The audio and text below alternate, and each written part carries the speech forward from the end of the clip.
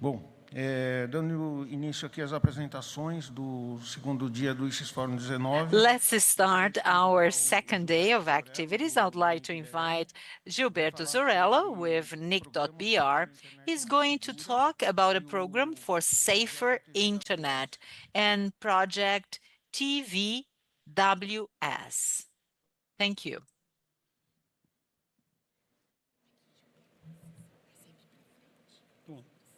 Perfeito. Obrigado. Pessoal, inicialmente, bom dia. Well, good morning, everyone. I'm Gilberto Zorella. I am a project coordinator with NIC.br. I'm going to tell you about a program for safer internet that I've been repeating every single year. And TVWS project, it's a project that we've been developing for the past 3 or 4 years. And I'm going to update you on those two topics.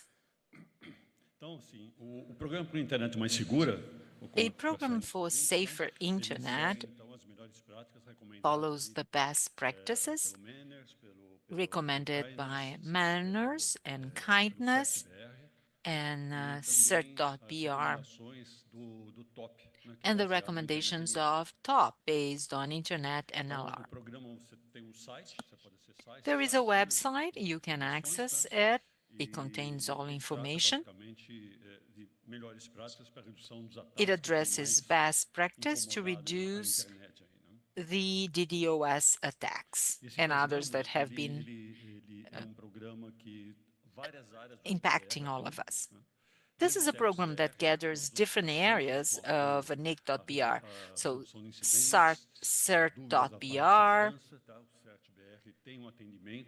CERT.br provides clarification about internet safety, and the community can always access that. When there is an incident, you have to report them.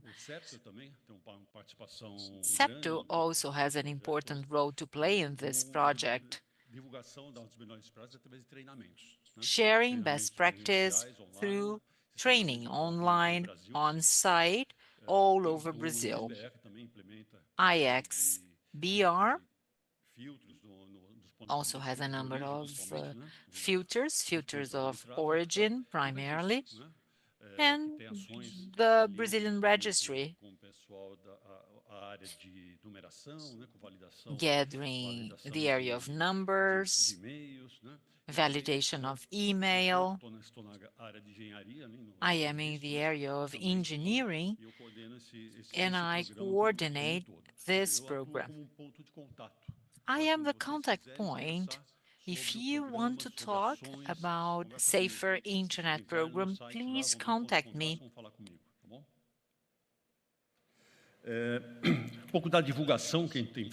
me tell you a little bit about the communication of this initiative. We are part of the IX Forum, the regional IX Forum, going all over Brazil. It's a 4-day course and a forum on the last day. ConnectNet is also a forum during one day, and from Monday to Thursday, we provide different courses on the area of internet security. An IX Forum of the public sector, it's a new IX Forum focused on the public sector. We have the IX Forum Fortaleza and in São Paulo. We also interact with the providers' associations. We have booths in all the providers' forums, Abrint, Abranet, all the different associations of internet providers. We have very close interactions with them. We've also been part of some regional events, always addressing best practices. And we've also been part of international events, especially because of TOPS. We've been giving lectures in international events with Internet Society and Internet.nl, Brazil has been a successful case in adoption of Internet NL. We implemented Internet NL in Brazil, and we have many users. It's being widely used. It's a case that is reported also to other countries that might decide to implement it as well.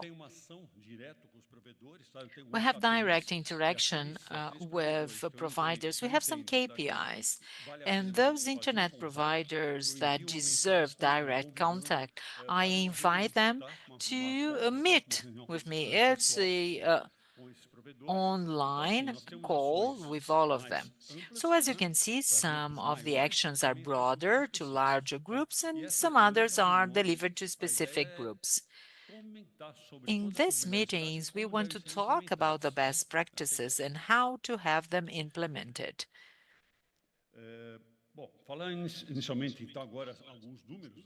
Let me share with you some figures. So, notification of amplifiers, we submit a report. It includes all the different reports of IP addresses on a monthly basis.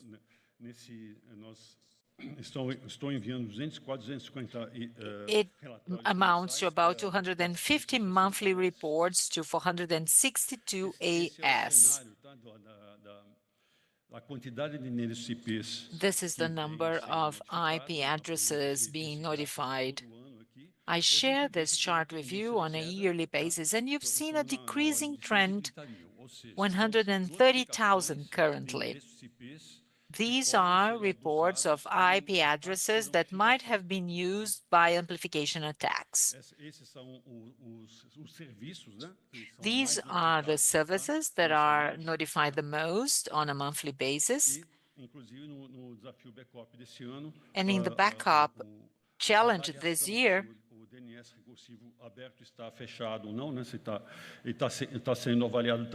we are also analyzing the address, whether it's open or closed. Now, manners.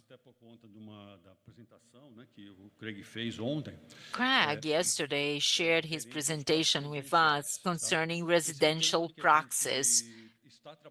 This is a topic that we've been focusing on in our initiatives with the community. We don't have a formal report system, but we've been working with ISP, large providers. We receive a study of residential proxy that have been abused and have been used for attacks to port 25.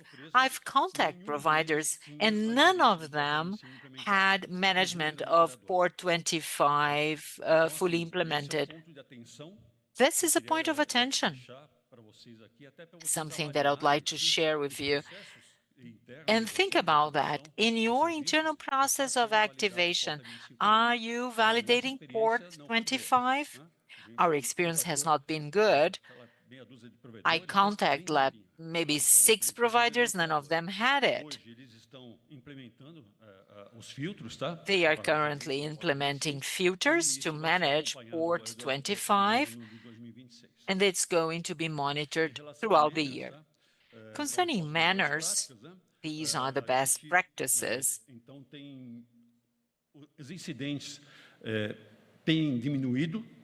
Incidents have been going down. Our PKA, it's over 50% adoption.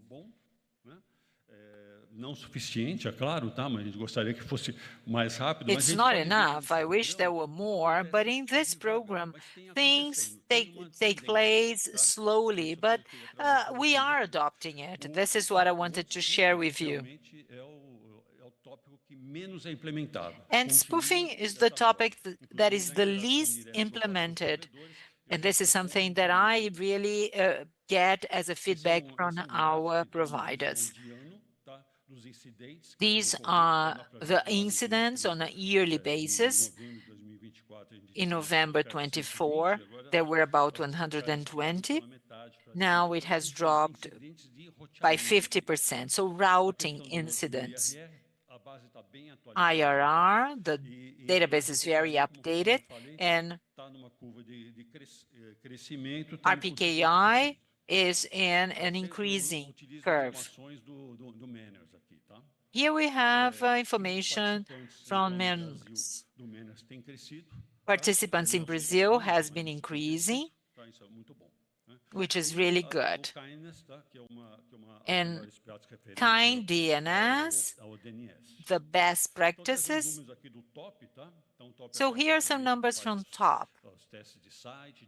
Here we have the test of website, email, connectivity.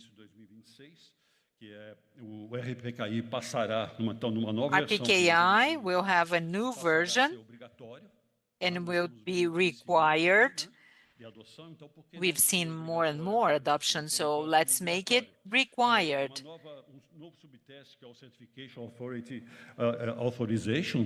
Certification Authority Authorization, CAA, a website for emails, and in the new version, it includes containers, which really facilitates implementation. Public sector. We had a panel where we shared some actions of the audit courts here, using different domains for websites, for email with gov.br. It's a very interesting link that you can access.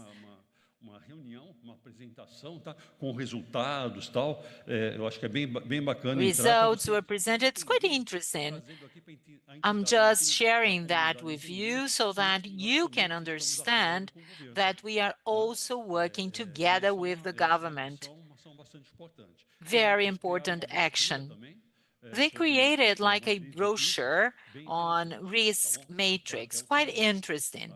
You can use it as you want. Some numbers from top. So single domains that have been tested. Who has got a top status? IPv6 20% hasn't changed. HTTPS less than 10%. RPKI 74% of those already tested, and this is why we think it should become mandatory. And security TXT, very low number as well.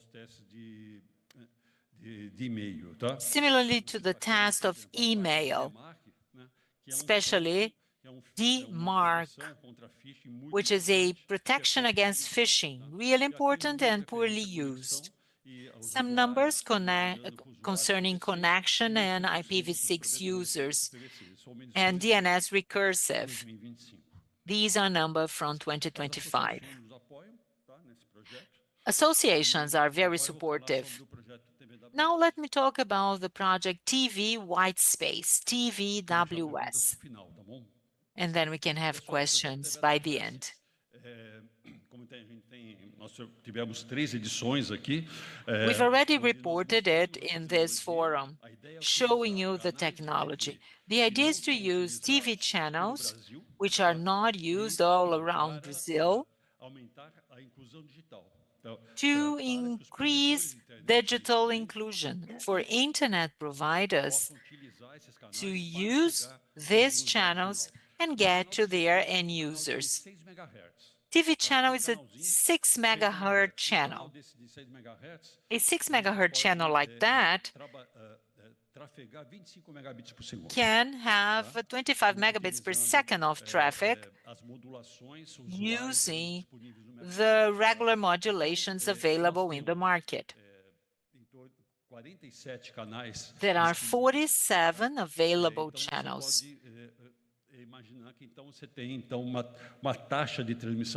The transmission rate is close to gigabits using this technology.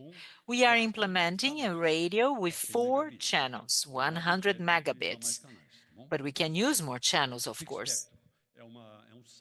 This is a website that was developed for this project. And there you can find a number of important pieces of information about the operation and the availability of channels throughout Brazil. Very clear understanding about availability in each region. It's a website with different information. It includes videos.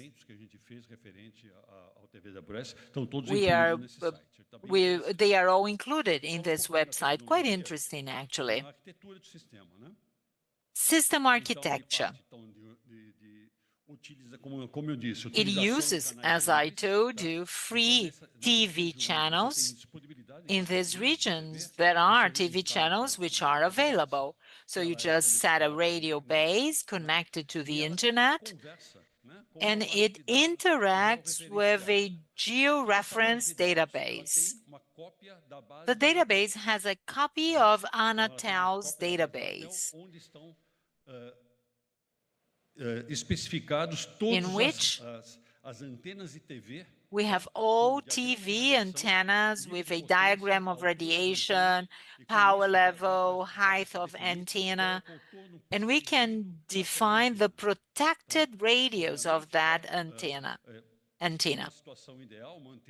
Ideally, if it's unidirectional, it would be a circle. But this is not the reality because of the terrain relief and a number of other situations. This is all provided and loaded into the database.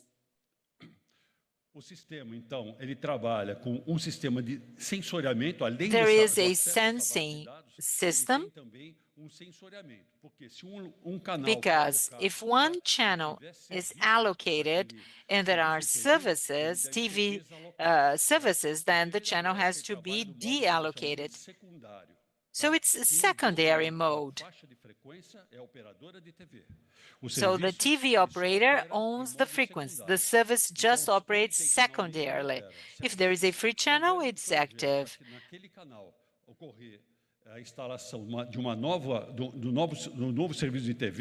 If a new TV service will be provided through the channel, the service will just be reallocated to the next channel.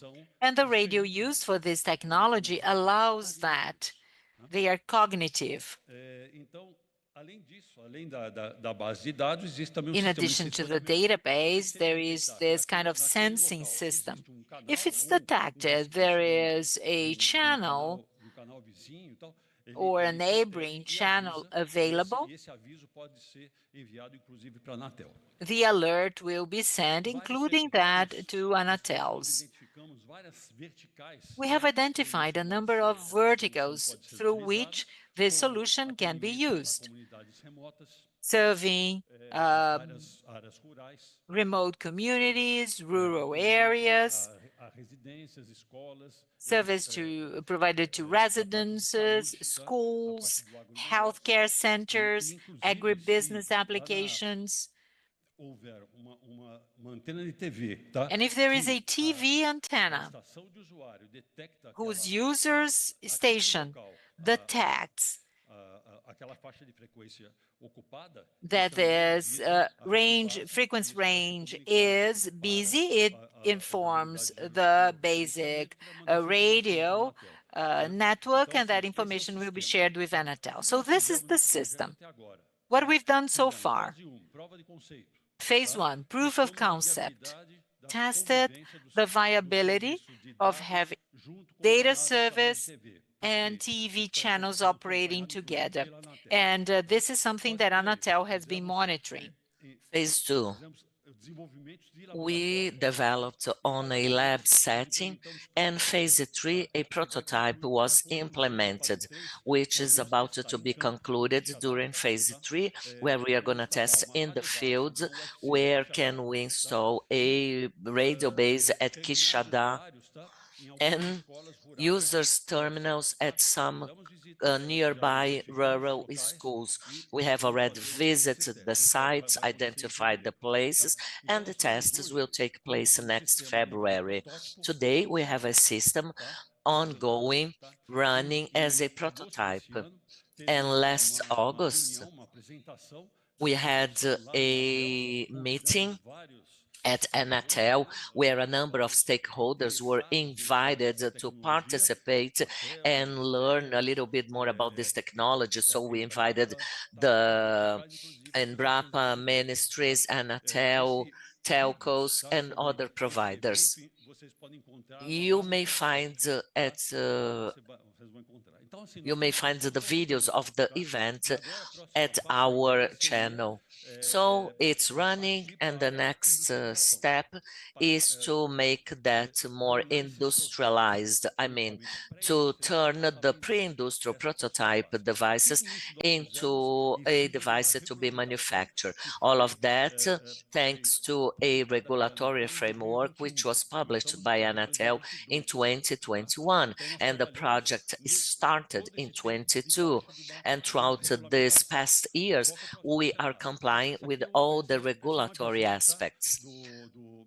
This is an overview of the fixed spectrum, and that it was named as Blue Ocean.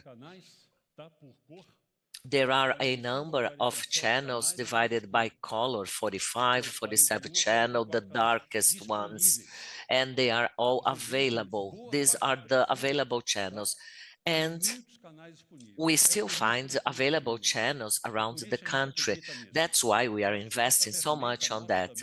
This is a tool which also proves levels of development, different rates of development, business, connectivity. Anatel is also responsible for deploying this tool. And there is what is the coverage? The east side of the country is fully covered. And providers are also very interested. So today we need to comply with Anatel's regulatory framework. What is that exactly? Anatel gets a number of resolutions which they understand to be out of place, and decides and suggests, better say, a public hearing for the new resolutions. And one of them is the 747 about WSTV. Without this regulatory aspect, we cannot use the WSTV in the country. We have already made explanation that due to social issues, this technology is key to Brazil, is feasible. We know the technology, we have technical characteristics, so we have to conclude the regulation, and it's also a matter of sovereignty. Today's coverage E muita operação por satélite hoje é operadora fora do Brasil. Tá? Então, para ter uma operação local sob controle do Brasil, com soberania, por que não liberar, manter essa tecnologia? Why should we keep this technology, this regulation? Tem uns detalhes, tá? Com motivação na TV 3.0. We have 3.0 motivation TV. So there is no current interference. This is Anatel. I mean, this is from the Communication Ministry, where Anatel is based. Essa solução, ela opera em modo secundário e não tem interferência that nenhuma. operates on a secondary mode without any interference to the primary services. Para chegar às unidades remotas e rurais, depois de 18 anos, After 18 years, the TV 2.0, everything blue, no coverage. Já testamos que a convivência é possível, tá? And it's possible. Convido This is the resolution where I invited the entities to collaborate, showing the importance of technology. And together with this material, you are going to find in our website a text for those who would like to collaborate.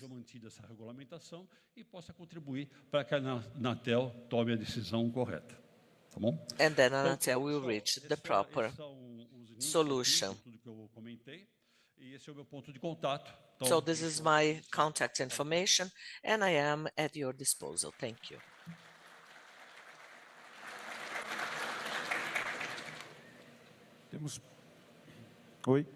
Temos perguntas para o Gilberto. Are there any questions to Gilberto?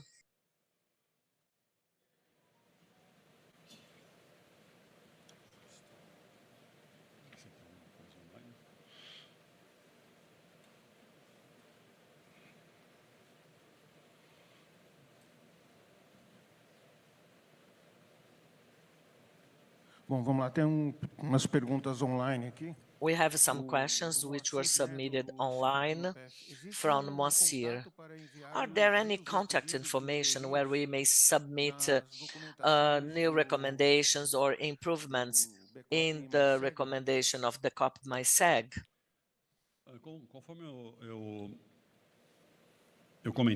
As I mentioned, send that to me. I am the contact information point. Tem do Ronan Ramos. Ronan Ramos is asking, we are here talking about digital standard, digital Brazilian standard, or the old one where there is a discontinuation of the migration to the digital one. The radio diffusion, it is made by 6 megahertz channels with a lower level. You have a UHF, and the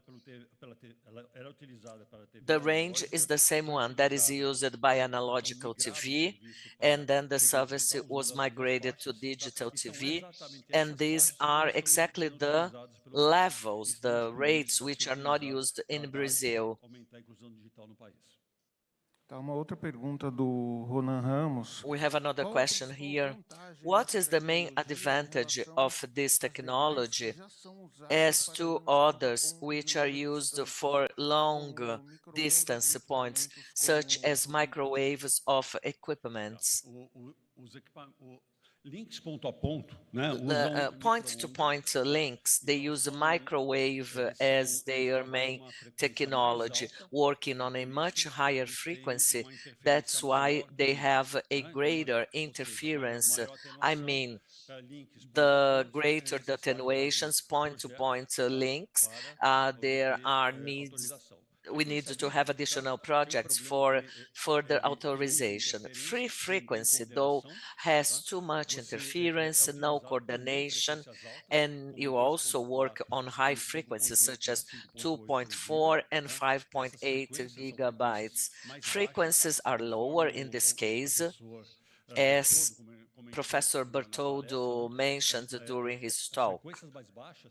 Lower sequences are quite interested for longer distances, and they get into the households in a much easier way. Lower frequencies are better than higher frequencies. For instance, we have tested the full capacity 38 kilometers away. Let's say you have a catastrophe, a draft, and you have an antenna, you are able to cover the whole area with one just wire, as long as you have the terminal, and then you can set connectivity. 5Gs, though, they work with small cells, and those cells, they do not have a further reach. They cannot exceed 1.5 kilometers. So the advantage is the further distance is much more robust. There are a number of advantages if you work on lower frequencies. One final question from Daniel. Do you have any information about TVWS equipment's availability? Well, there are equipments in the market. We know that there are around 10 manufacturers, and we import from one supplier, and we are making a number of tests with this equipment. We have tested our UFC first, and the next phase, we want to work with another manufacturer so we can set comparison between them. Equipments like that, they work on older modulations, and you have to be more careful when separating the channels to avoid interference among them. Anatel is suggesting to use a more modern technology, and new technology should be deployed and implemented during the project. Thank you, Gilberto. Thank you.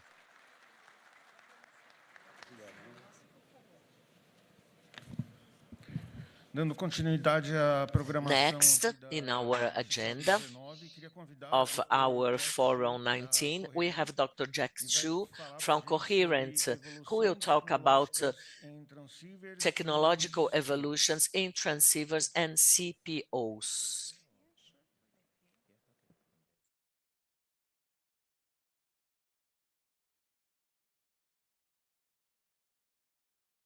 Good morning, everyone. My name is Jack Xu from Coherent.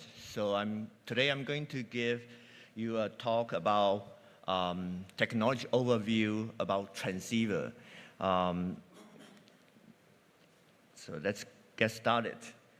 So my topic is going to cover 3 areas. One is what's the market for transceiver, and what's the application of this optical device in the network. And then I'm going to have a little bit deeper dive on the transceiver itself. And then next would be what's the future, right? It's evolution of this technology to next generation products. So let me give you an overview what's the optical connectivity in today's network. So on the side of this chart, from the left on the right and left, it's mostly the access network and data center. So for example, in the left-hand side, you have optical access network and the traditional enterprise data center.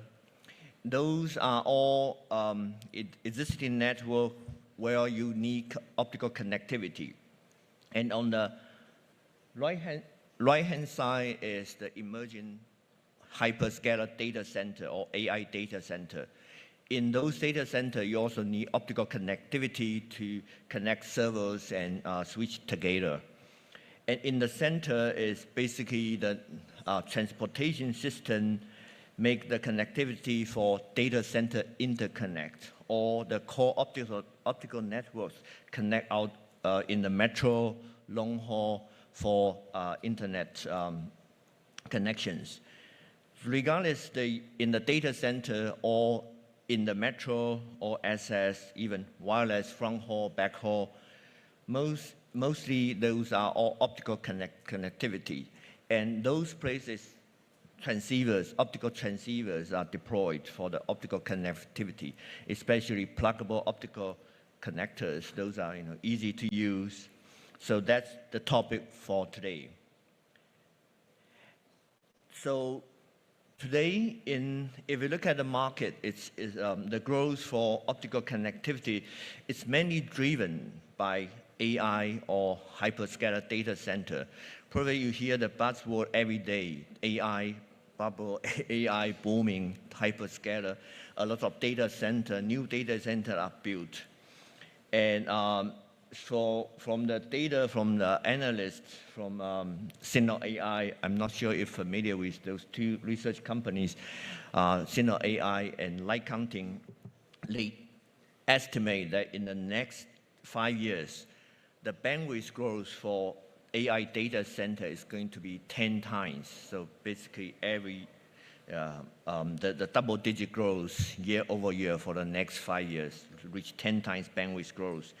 As you can imagine, people are using more and more AI features from the provider. For example, the consumer using ChatGPT or Gemini to do search and so on. In the medical industry, AI are widely used for medical device, medicine development, new drug development. So those areas would drive the bandwidth growth for data center, especially AI hyperscaler data center. And you can also imagine with more and more data center built in the world, you need to connect all those data center together. So data center interconnect, the requirement also increase. On the chart here, I'm showing the data center interconnect, just optical transceiver market itself, it's going to grow to 4 billion market size in terms of dollar amount in 5 years' time. And if you look at the transceiver use in the data center, today's AI data center, it's mostly 400 gigabit per second, but also 100 gig per second, 800 gig per second is now the mainstream for data center, especially the modern AI data center connections. And now 1.6 terabit per second is in the production phase, ready to launch for next year. And 3.2 and 6.4 is in the development. So you can see it's changing very fast. More power bandwidth requirement are driving this development. And on the right-hand side is the data center interconnect. It's slightly different. I'm going to give you more detail on that in terms of solution technology. But in the data center interconnect is different type of transmission. It's optical transmission. Today is 400 gig, 800 gig, ZR Plus is digital optical module for the data center interconnect. And then the next generation is going to be 1.6 terabit per second. So it's in that development. So those are the driving force behind for the optical transceiver market industry.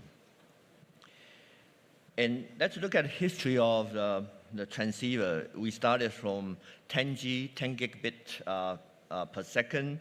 It takes about 7, 8, 10 years for the adoption. Then the cycle starts to shrink. You can see the 100 gig per second module, it only takes 5 years or less than 5 years to reach volume. And then same thing for 400 gig, 800 gig. So when the bandwidth requirement grows, the adoption for higher speeds, the cycle getting shorter and shorter. And the other thing you can see from this chart is that there's a very long overlap of the technology. For example, here you can see the 100 gig module is going to stay for pretty long time, while the new speed transceiver is coming on board. The previous generation was still there to support the network for the bandwidth growth. So the total market here showing the billion, on the vertical scale is the 30 billion market size of the optical transceiver, just optical transceiver itself. Those are all for data center, within data center, the connectivity inside the data center. And then this is another data to show this transceiver market is growing rapidly. On the left-hand side, it shows every year the requirement for the speed is growing. If you look at the dots connected, it's almost like exponential growth for the higher bandwidth. And then on the right-hand side, it shows how long the module, the transceiver module volume in terms of shipping in volume reach 1 million, 10 million per year, 10 million units per year. The year for the 10G, it took almost 15 years to reach 10 millions per year volume. But for the 800 gig today, which is the dominant shipment for data center application, it only takes about 5 years. So the development cycle shortened, but the manufacturing, the scale of manufacturing transceiver, optical transceiver to support the data center build out is also much shorter. And we anticipate 1.6T is going to be driving the volume shipment for the next few years, which only take 4 years to reach 10 billion a year number. So this is pretty exciting time. And then I like to just, for the application standpoint, I'd like to give you a very high-level view about what's CPO. So the CPO stands for co-packaged optics. Probably you hear a lot about the competing technology and solution, co-packaged optics versus optical transceiver, pluggable optical transceiver. So the co-package, in terms of application, on the right-hand side, on the left-hand side, I'm showing all the GPU, TPU block. Today, the connectivity from the rack to different rack, we call scale out. All the industry is called scale out. Those connectivity are provided with optical transceiver, usually 50 meter or 500 meter distance. That's scale. And then from cluster to cluster, it's going to be longer, maybe reach 2 kilometer distance in the scale out. And in today's data center infrastructure, all the stack, GPU stack, TPU stack, we call scale up. Today's connection is all copper. NVIDIA or all the mega computer, they all use computers to do the stack up connectivity. It's scale up. Today, people are pushing, the industry is pushing to replace those coppers with optic connection because it's lighter and faster and also power consumption is lower. So that would probably the first application area for CPO. So CPO would happen in the scale up. That would be the additional market for optical connectivity. So if you look at the chart on the right-hand side, the coherent, the pluggable transceiver, optical transceiver is going to continue to grow while we add another optical connectivity, which is CPO, to the total market. So once the CPO become mature, some of the scale out could also be used, could also have the CPO for the connectivity. But the pluggable optical transceiver is going to be there for a long time. And then another application area I want to share with you is the data center interconnect, and it's called IP over DWDM.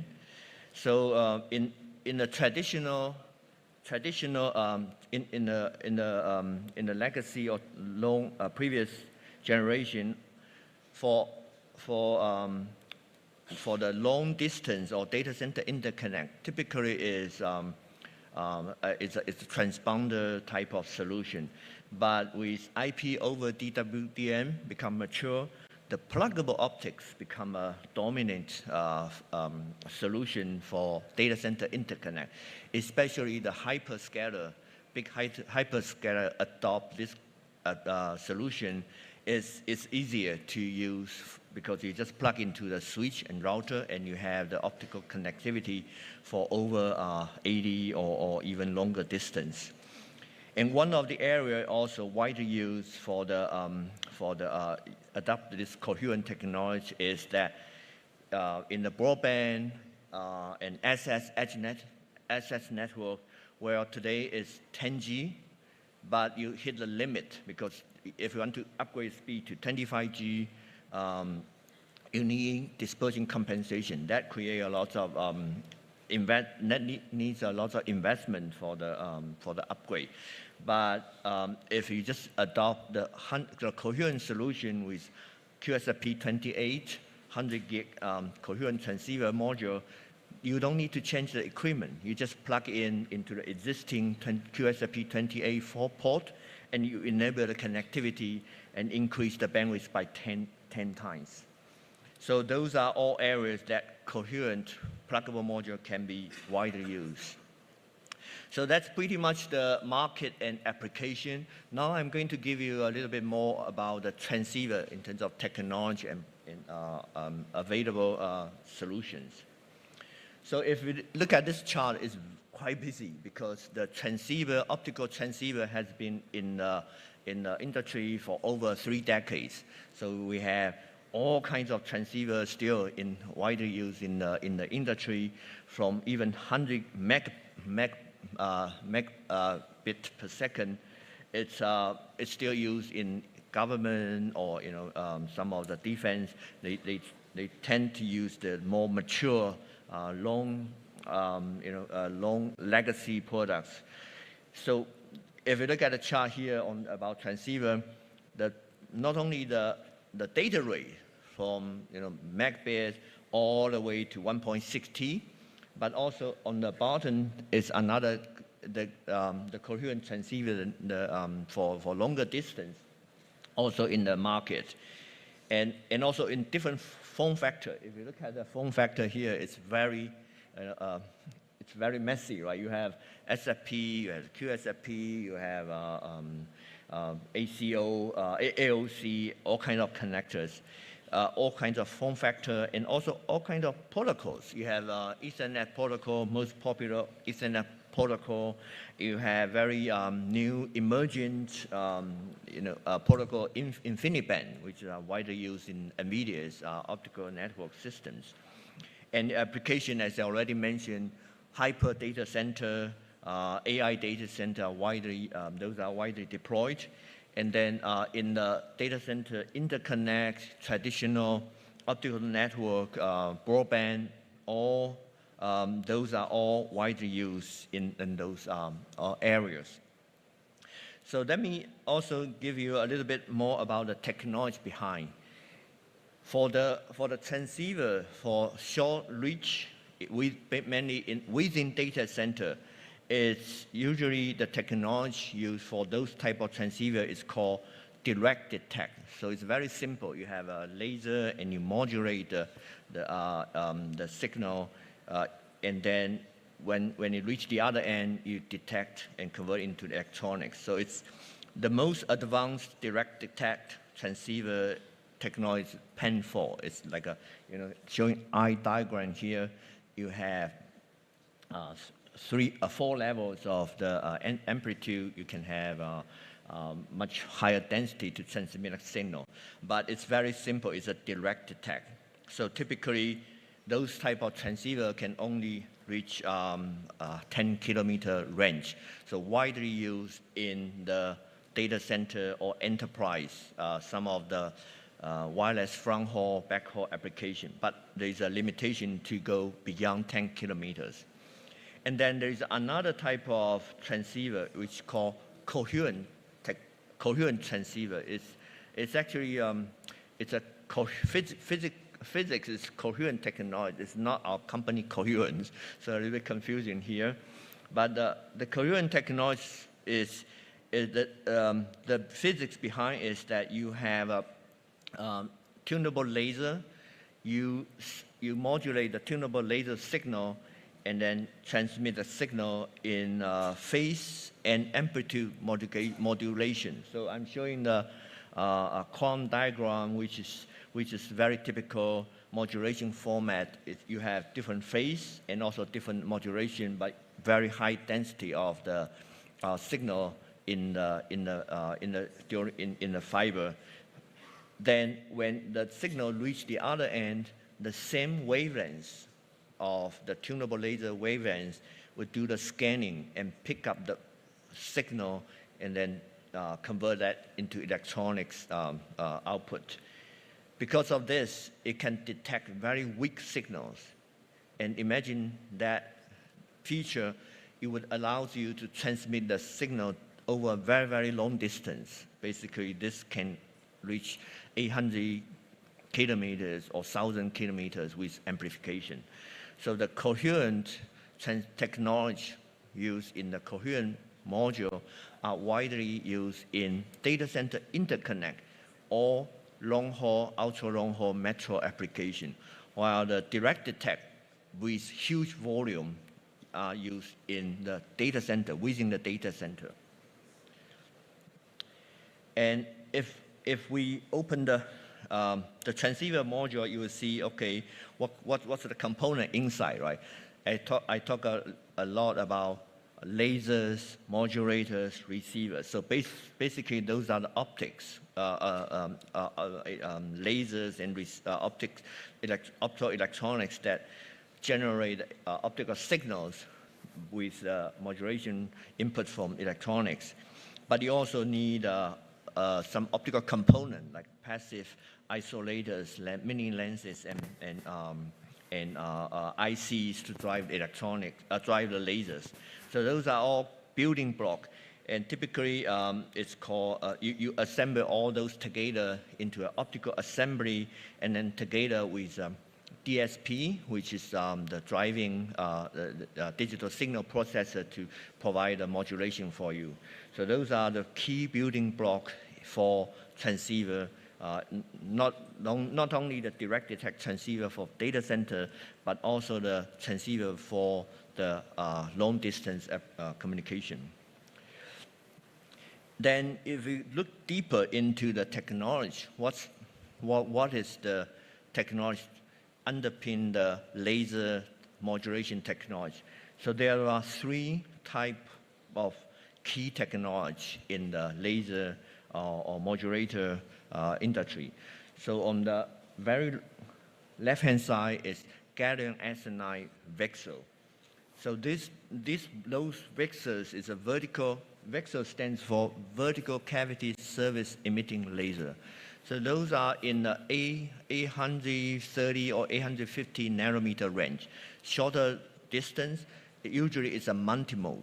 So basically it's this technology provides solution for multi-mode connectivity is up to 50 meter or 100 meter distance within data center. And then on the right-hand side is silicon photonics. So it's a much highly integrated technology that you have a silicon photonic modulation with a receiver combined in one chip. And those silicon photonics technology would provide slightly longer distance, but it's offered very high integration. So it's instead of 3 different components, you can integrate 2 into 1. So the wavelength for this is 1310 in that range.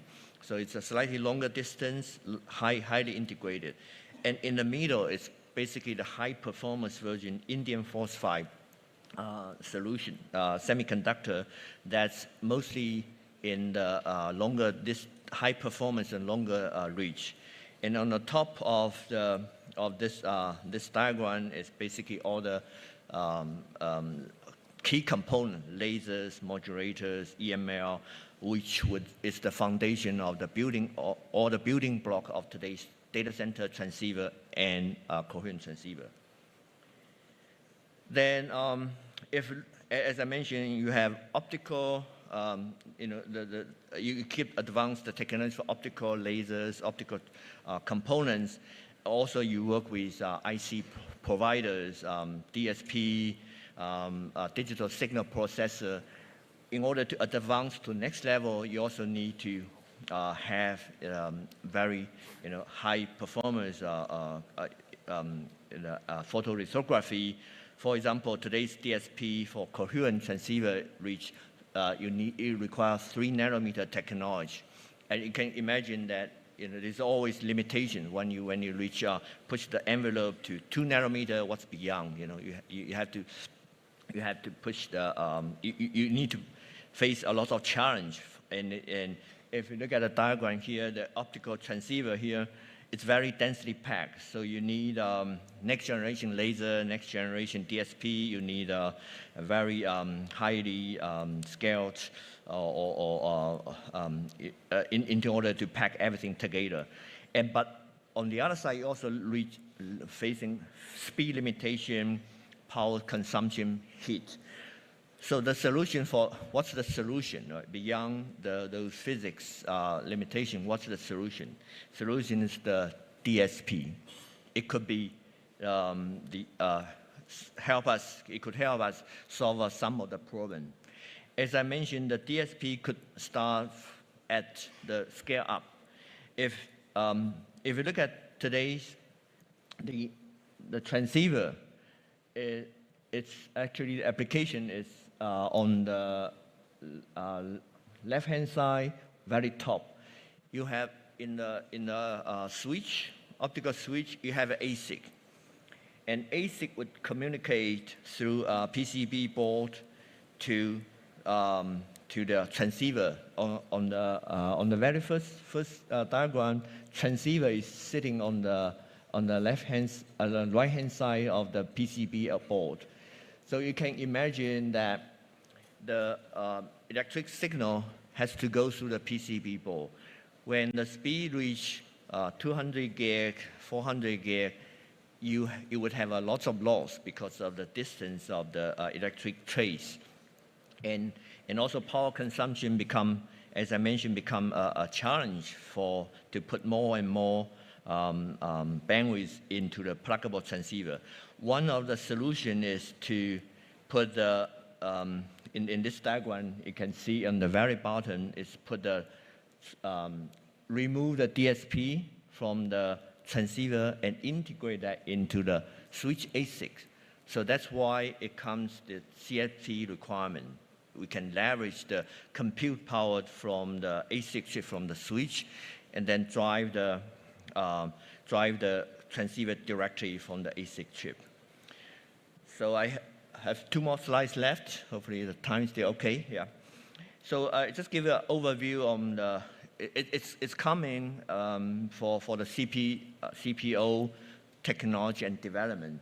If you look at this diagram here, in the center on the top of right-hand side, it's a ASIC chip. So in the center is ASIC chip, but ideally you want to have all the optics just surround the ASIC chip. So this just illustrate 100T capability of ASIC system. You have 32. You have 32 gig. You have 16, basically 16 optics, CPU capacity optics surround the ASIC chip, and then it give you, each one would have 6.2 T, and that would give you 100 T bandwidth per system.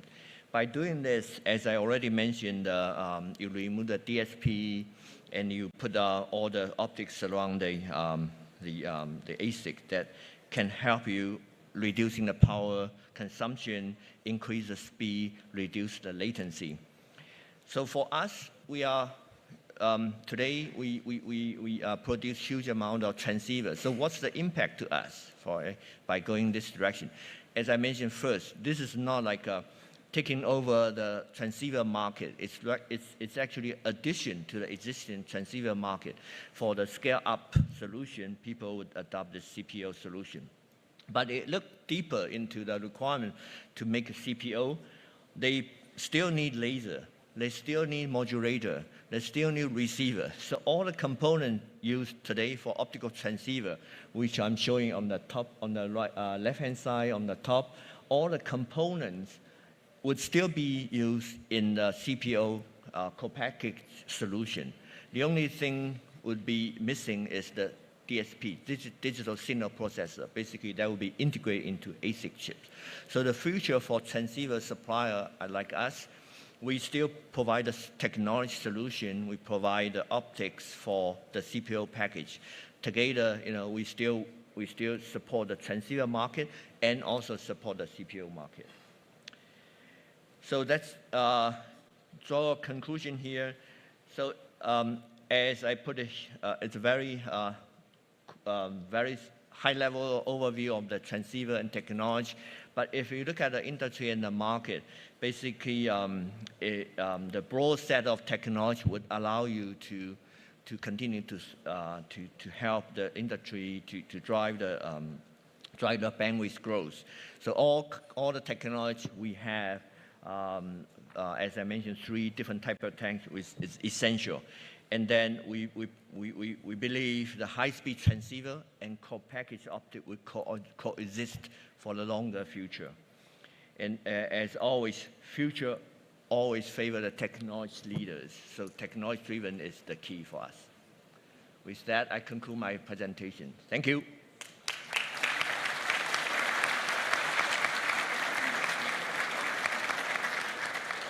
Thank you very much. Temos perguntas? Are there any questions?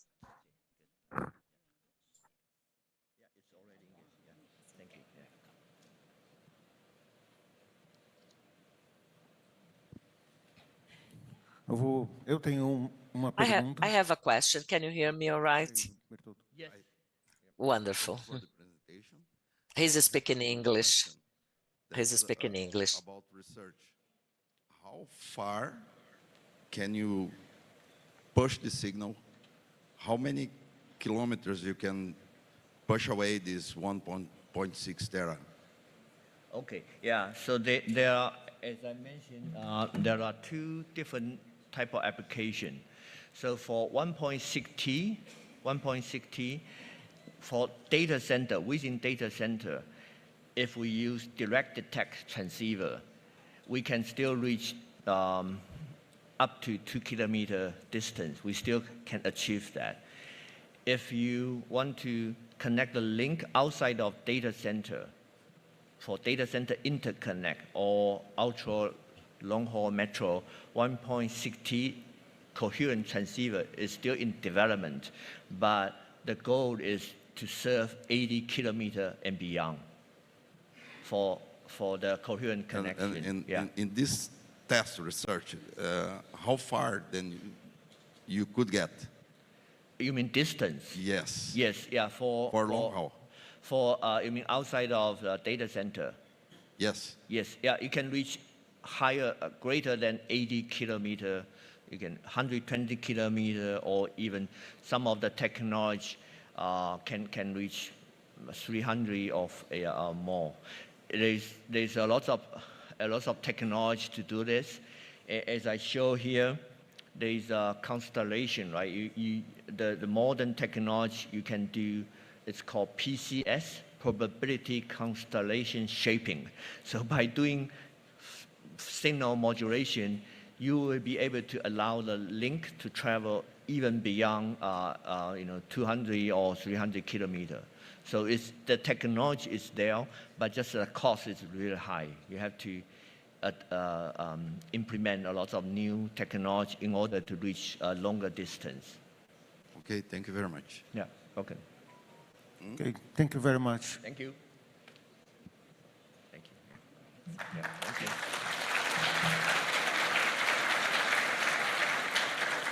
Bom, dando continuidade à nossa Next. programação, queria convidar o I would like to invite the peering from the University of Rio Grande do Sul, Pedro and Tiago from Sage Networks.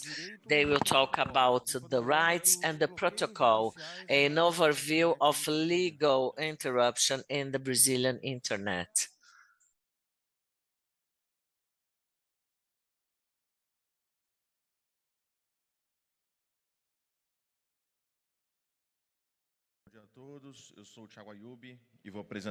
Hello, I am Tiago Ayubi, and together with Professor Marcos, And we have a colleague which couldn't make today, but he was very important in the development of software and analysis. So we are here to talk about between the rights, the protocol, and overview of the legal aspect in our Brazilian internet. I have no disclaimer. I mean, our goal is not to assess the jurisprudence or what made authorities to issue this block.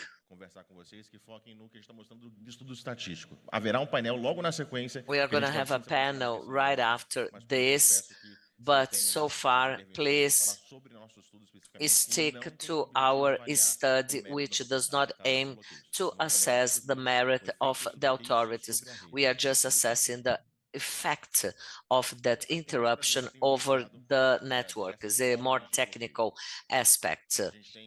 We have important blocks such as Telegram, the social media X, and also betting websites or piracy websites. So we have been submitting some block orders to Brazilian internet in high volume. We expect that 46,000 websites are being blocked currently, and that has to be done under confidentiality, and this number keeps growing. The current block orders, they aim to fight piracy, digital crimes, and fake news. That was the scope of the study, aim to understand the objectives of the manifestos that we get by Brazilian telcos. Although the goal is to defeat all these features, there are some side effects. As each IP address hosts multiple websites and a domain block with side effects, the authority has a aim, and the whole underlying internet infrastructure is linked to that. One supplier such as AWS or Cloudflare going beyond their failures if there was a block in their numbering where multiple sites will be out of order. Another side effect is the block of IP address without a fixed date. Authorities do not set a limit time, a deadline. And anytime there is an IP block, the host just abandons that numbering, and the new IP user will suffer the same conditions. And also the IPv4 and IPv6 internet addresses, they are many, and to IPv4, those not definite blocks at time. And those orders, they are confidential. Users, they are not able to understand if they are facing an access issue or block. A real case, this is the GitHub support forum, and the platform was blocked for over 30 days. The authorities aimed to block something else, and one of their IP addresses was of the CDN used by the big hub. And that is not a common users. And together, they found very difficult to identify that that was a lateral block. They thought it could be routing, the company searching for evidences, and for weeks, a skilled technical community found really hard to detect the cause of that block, and that represents damage to the providers and to the softwares, hindering a lot the operation of information technology, and the community found so hard to identify it. Blocks may be implemented at several ways. For example, if someone wants to access an address, DNS servers will give that response, and if they want to access a website that has been blocked, the provider DNS may be set to block that information, and the website will no longer be available. However, if the users migrate to an external DNS, because several platforms and browsers, they do that without alerting their users, the IP which before was blocked now will be found. The offender may find a new domain, or users may validate when there is just a DNS, or if they use an external recursive DNS, and if here we have the IP address which will be blocked by the provider, and if there is any attempt of connection with this IP is blocked, the connection will not reach its destination, and that can be evaded by the blocked website, where they cheat the rule, or users may use a VPN. The two ways to block domain and IP addresses may be invaded by users of the content, or the content to be accessed without any issues. Our goal is to show an overview of side effects of blocks that takes place in our Brazilian internet. How are those orders being processed, and in which TLDSs those domains are blocked, and other sites or other servers which were not their desire, but rather to share an IP address which is placed adversely, and what are the statistics of TLDs of the collateral, those that were blocked by authorities, as a side effect matter. How about providers? Are they responsible to interrupt the connections? And how many domains are being potentially damaged by the provider? And if orders are fulfilled by their providers, with the percentage of compliance, where we are able to explain methodologies and results. Now I give the floor to Professor, who will give some additional details. Thank you for your introduction. Now I will show some results, what we did, and some amazing findings. Data setting.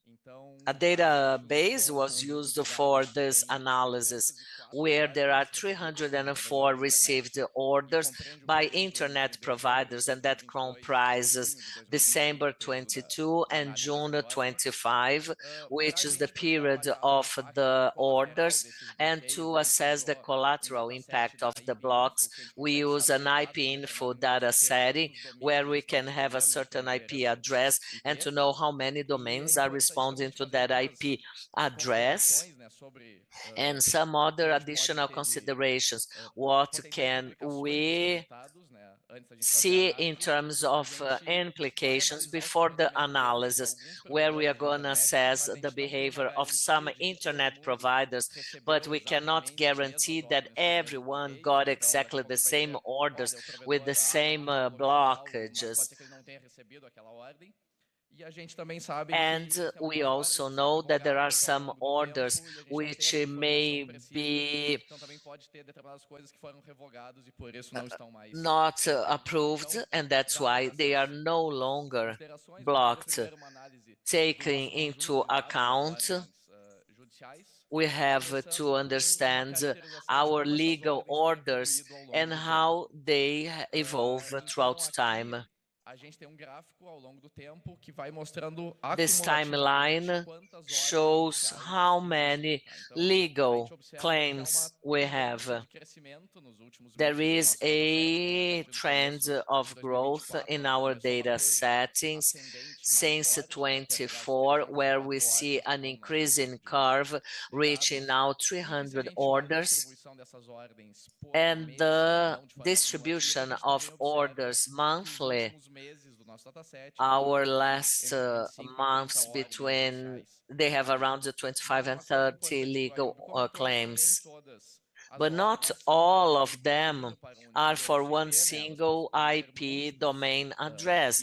They might have several resources to be blocked. So we try to understand the amount of resources, and orders usually they block either domains or IPv4, URLs or IPv6 addresses, but in the URLs and IPv6, they're quite low. We have around 10 cases average. And the main type of order for block is a domain interruption. And we see that today, out of those 304 orders, we have 26,300 domains, which potentially should be blocked by different orders, being then administrative ones or legal ones. There were domains and resources which would be present several times in the orders. They were replicable. So the blockade was not being implemented. And then we would see that order available once again. To each one, I mean, the number of blockades of each one of the domains,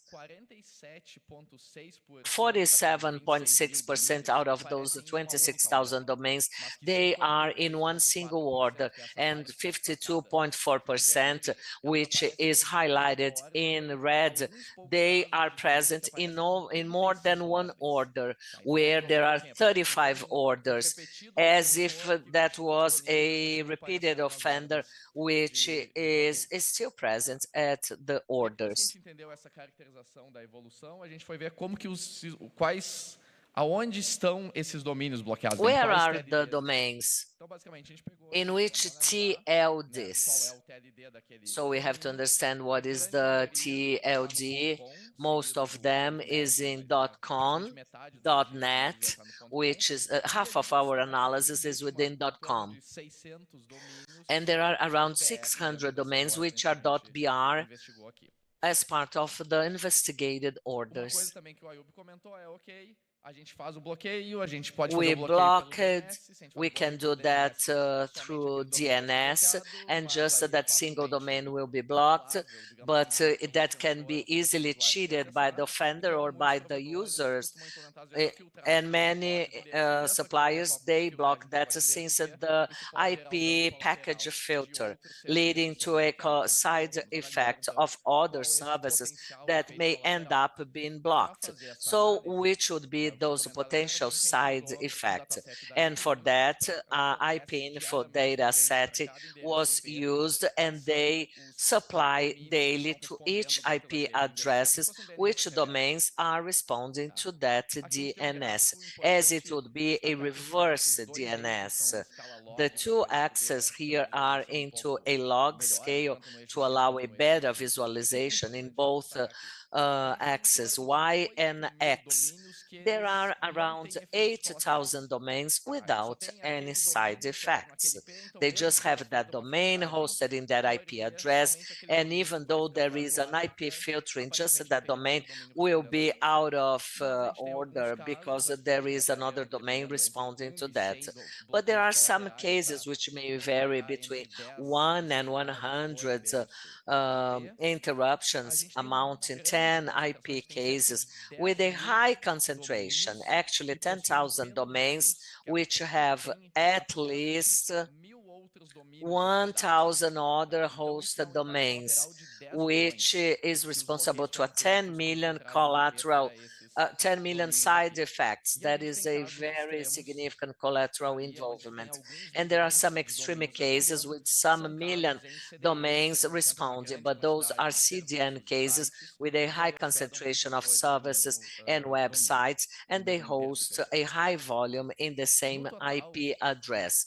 Altogether, the potential side effects, if all of them would be implemented by a package filtering, would be 250 million of other blocked domains.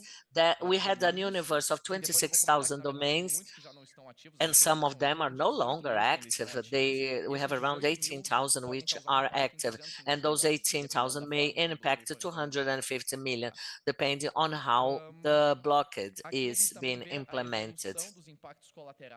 Here we see the evolution of side effects.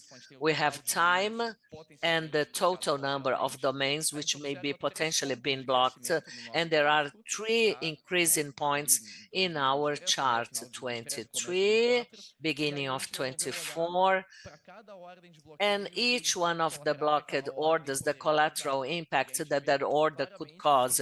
And we can clearly see that there are 3 orders which are aligned to those 3 main peaks of the chart, where we have potential collateral side effects: 41, 50 million, and another one with over 100 million potential side effects if everything else is implemented. We are not saying that the side effect exists in practical terms, because that will depend on how they will implement the block. What are the TLDs of the blocked domains, and how about now the affected domains by the orders? We used the IP info base, but the base had some restraints. To each IP, it gave us the number of domains, and it lists a maximum of 1,000 domains. So out of our 253 million, we don't know, we cannot precise exactly in which TLDs they are, but all the rest shows us an inferior limit of the potential impact. And where is that potential majority side effect? In .com domains, .tk domains, but we have at least 123,000 domains within .br which may be impacted by the orders. Now let's go into the second part of the analysis. Are providers really implementing that? Are they making blogs? What is the main adverse event to providers? And when you get an order with multiple domains in it, will the provider block all of them or just part of them? How have we measured that? We are not going to disclose exactly our observation points because we don't want to expose providers, but there was one regional provider working primarily in the state of Rio Grande do Sul. There were 2 providers with national coverage, 1 provider of mobile internet, 1 provider of institutional internet for academia, and 1 provider for satellite services. They are numbered 1 to 6, but you don't know who's who. First question, are they applying the blocks? We had a DNS query to see if there was any valid entrance to the domain, and if yes, we checked recursive DNS of the provider to see if there was a response, and according to what the public DNS said. If there was a response, we had pings and trace routes to validate and see if we got to the destination to see if there was any block. Are they doing it? There were 26,000 domains in our list. After DNS queries, it went down to 18,000 active domains. About 8,000 domains are in order blocks. If you filter by IP, you will filter everything but the domain that no longer exists. What's being blocked, had to be blocked, is not necessarily. V4, we can see IPv4, 3 providers implement about 90% of the blocks. Some implement less than that. IPv6, the number of domains is smaller, maybe because some servers do not run in IPv6 and because some domains are no longer there for IPv6. And once again, 3 implemented most of the blocks, and the 3 others implemented few blocks. Maybe these providers are not implementing any block, and this is just resulting from transit or traffic providers, and that's going to be blocked or not. Then we decided to assess the side effect it had per provider. We had the number of domains blocked by all of them. So we had ping and trace routers. We had an external point of measurement to validate how far it would got. If it were in the external point and we got response, we thought there would be a filtering by the packet, but maybe there would be a provider in between. There are some domains being IP addresses being filtered with some specific behavior. One blocks nearly 13,000 R by IP filtering, in addition to DNS, so both layers of prevention. Whereas for others, the numbers are smaller. Provider 1 has 17,000 blocks, but only 2,004 are by IP. The other 15, DNS filter. If you change DNS, the traffic will run. And we analyzed the side effect, so to speak. If we get all IP that were blocked by the providers and see how many domains respond, provider 4, for example, there is a potential effect of 250,000 domains won't be accessible. In terms of concentration, provider 3, even though only filtering 494 per IP, the impact would be 92 million domains. Potentially, they are DCDN IPs with a lot of content, so the impact would be high. It's not proportional, right? Line 6, 2,300, and the effect would be 5 million. Finally, we analyze whether the orders are just applying all the blocks within the given order, and the answer is no. Just 15% of the orders are fully met. Most of them are partially met. I don't have an explanation. Maybe the provider would say, well, I won't filter that because I don't want, or I know there's going to be an effect and I won't do it, but I still need a formal explanation. Let me hand it over to Ayub to draw his conclusions. In summary, these findings can be summarized like that. Number of blocked resources and orders have been increasing. More than half of the domains are recurrent. Blocked domains are until the .com and .net. 18,000 domains were blocked, and they have the potential to cause the block of other 250 million blocks or sites, right, or addresses. Most of the domains that can be blocked additionally are .com and .tk, and from .br there were 123,000 domains that would be potentially affected.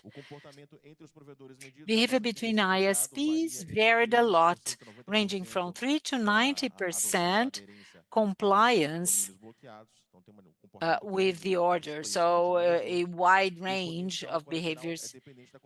And the collateral impact depends on concentration of IP domains.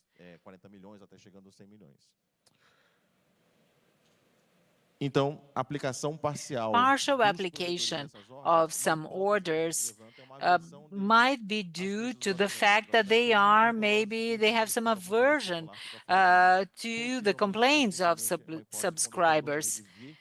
When the network operator sees it's going to, let's say, block a popular domain, something that has a lot of service, they prevent or they don't do it because consumers complain a lot. That would be just a hypothesis.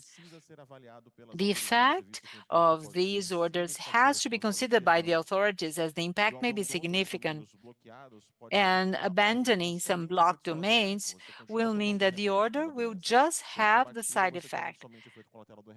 If you take a medication when you no longer have the disease, it's of no avail. So simply the owner abandoned the domain and migrate to another domain or IP address. So we end up having the worst scenario. We want to keep on working with that, and Pedro will tell us about the next steps. What do we want to do from now on? We've measured 6 providers, but we want to increase the coverage and understand this behavior broadly. We want to use RIPE, Atlas, and ISP tools to measure from other observation points. We want to assess the impact of those abandoned blocks or abandoned domains. We have access of OpenITEL DNS to see in which IP those domains used to respond and check whether the IPs have been blocked or not. And want to know whether our neighboring countries are being affected by these blocks. Argentina, Chile, Uruguay, Paraguay using a Brazilian provider, are they being affected by the blocks? And that would migrate to other country. And we have a partnership of OO and I to measure that. After this presentation, we would like to have a dialogue with the judiciary branch, regulatory agencies, to try to have a better way of doing with that, reducing side impacts and increasing transparency so that we know what's being done and what's not being done. Thank you all very much. These are our email addresses. Thank you.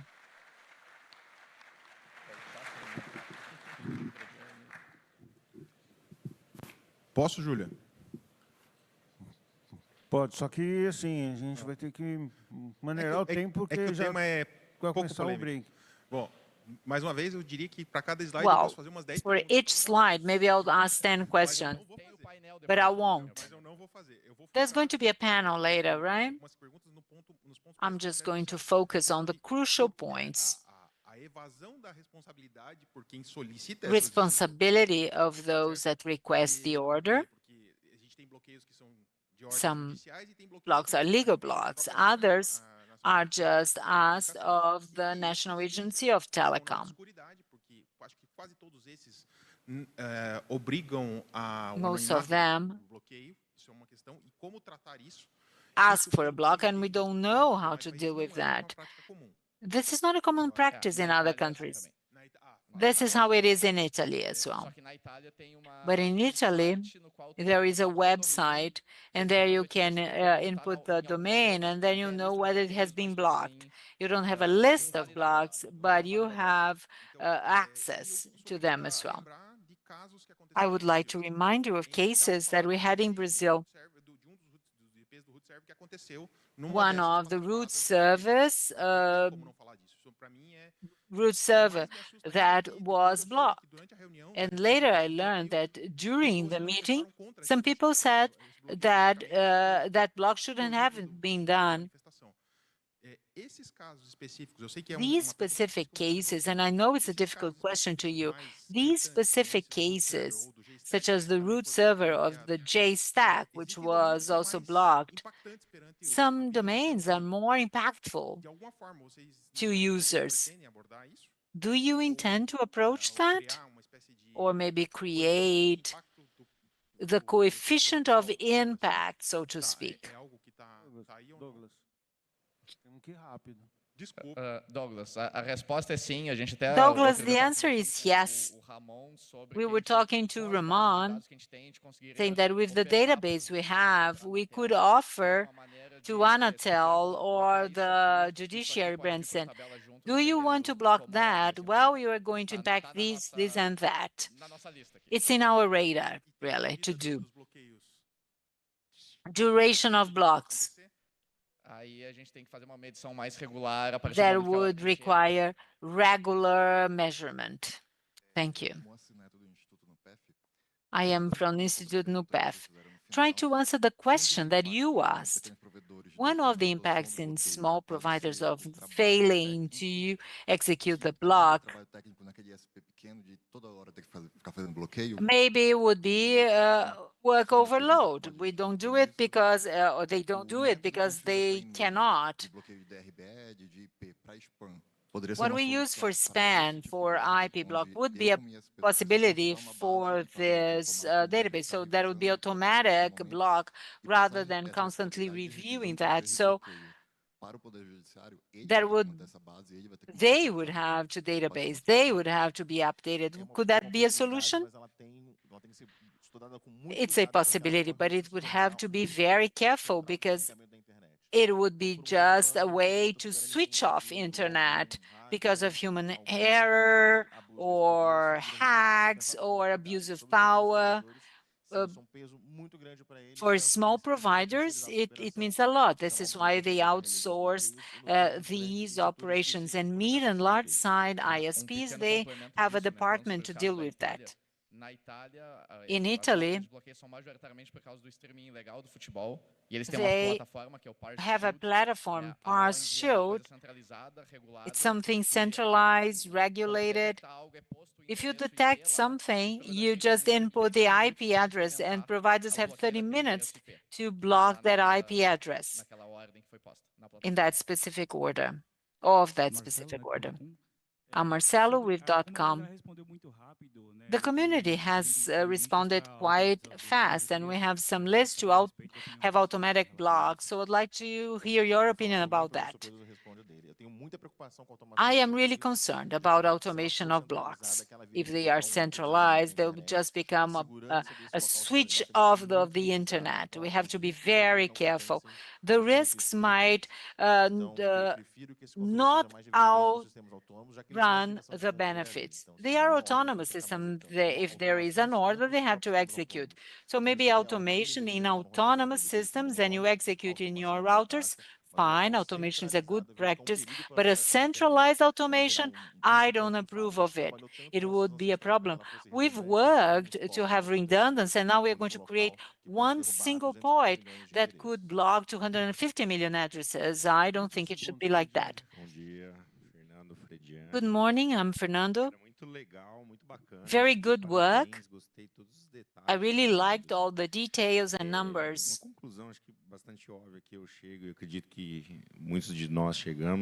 I believe that the conclusion that we all may draw is that how can we try to block content in access providers, right? That's useless. If you have a DNS recursive block, a user can use a different one. If you block an IP address of a website, they can simply change the IP address of the server and move on. Worst case scenario, it will block other websites and contents that have nothing to do with that. It seems that we still have to better understand that with all stakeholders, judiciary branch, trying to do something to block the content at the level of the content provider. Despite all of what I've said, do you think there is still any point that makes sense to block content at the access provider level? I think it would be plan B. After you've tried to block at the origin of the content at the host level, then it can be an alternative, right? The next level. There are 3 points: requesting the internet network and the control, the host. The most ineffective one is the one in the middle, and that's where the authorities are doing. The users are not going to be on board. So when I read orders, I can see that the authorities don't even try to get in contact with the host. They are not collaborating with the Brazilian authorities, and they should. They simply ask Anatel to work as a simply executor of orders. Ayub has talked about where to make the block. There is an RFC that talks about that, how it should be done, and the impacts of doing at each level. We haven't shared that with you because of time limitation. If you're blocking one ISN, okay, but if it's content, it makes no sense, right? It would have to be at the level of content provider. We are going to stop at 10:45 for logistic issues, right? And people deserve a break, don't they?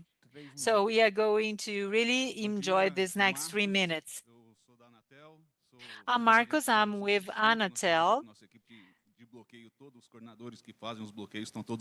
We have all coordinators that work in the block. They're here. We would like to be part of the study, and we would like maybe to create a community. Maybe we can work together.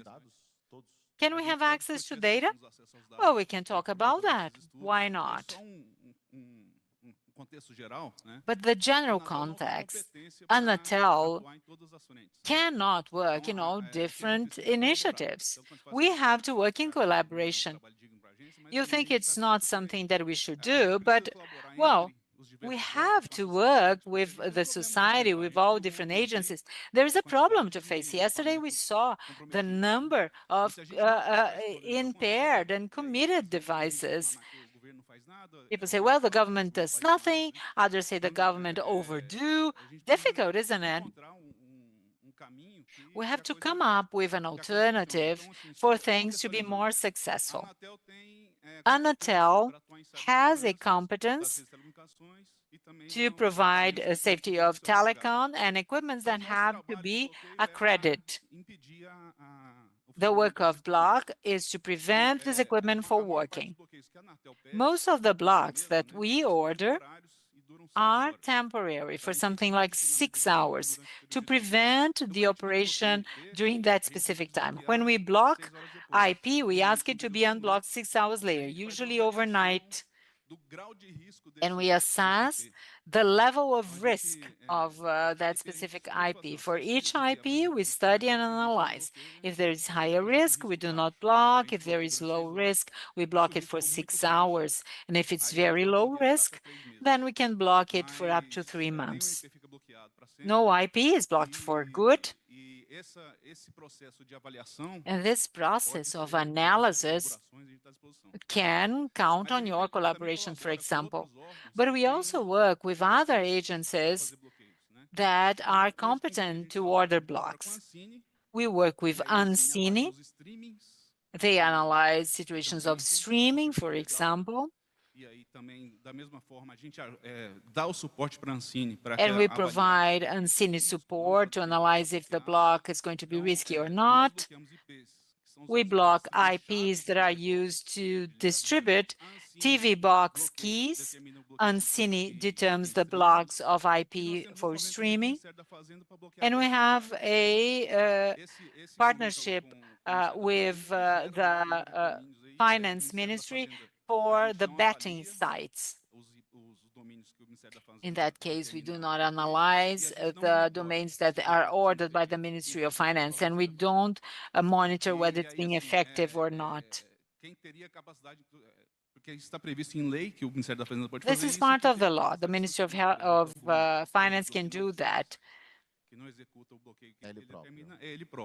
And the Ministry of Finance can inspect and analyze. Just summing up, we do have a problem. Fraud, crimes. We cannot do it all at Anatel, but we are willing to collaborate with everyone, including you, to have a more effective, safe system. Thank you very much. Thank you. We would be glad to collaborate. We want to have transparency and cause the less collateral effect. So let's talk. Thank you. Vou resumir, 30 segundos.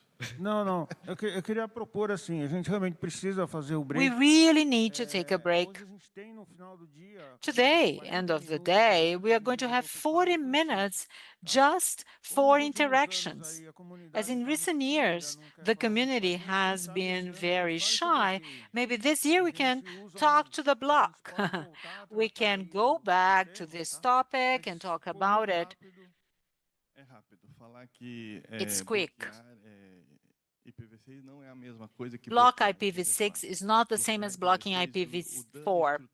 IPv6, the structural damage for the whole internet infrastructure is so much worse. So your data of blocking with IPv6 has it's considered more harmful, and maybe you can consider the granularity of this IPv6 block, and we can interact later. Thank you. Let me remind you that after the break, we are going to have a panel to talk more about blocks. At 11:15, please be back so that we can resume. Thank you.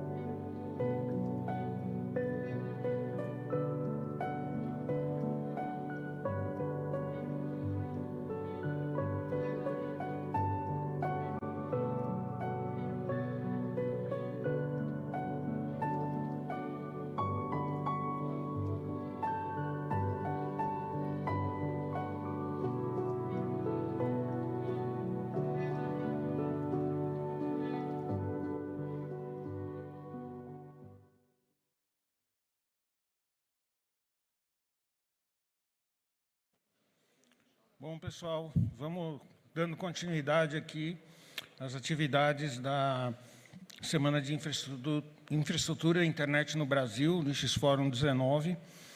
Agora a gente vai ter um painel para, além dos bloqueios, mais controle e regulação da internet centralizados no governo, são benéficos? E para moderar esse painel aqui, eu vou convidar o Antônio Marcos Moreiras, do NIC.br, que vai conduzir os trabalhos aqui.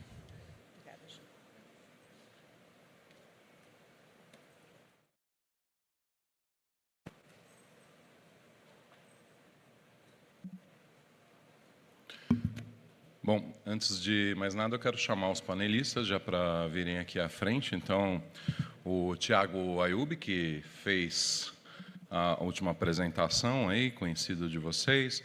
O Juliano Cap, que também é do NIC.br. Juliano K, who is also from NIC.br, and Brasílio, who is representing Abrint and other associations like SP, and Professor Wagner, who is representing Internet Society, Exo Brazil.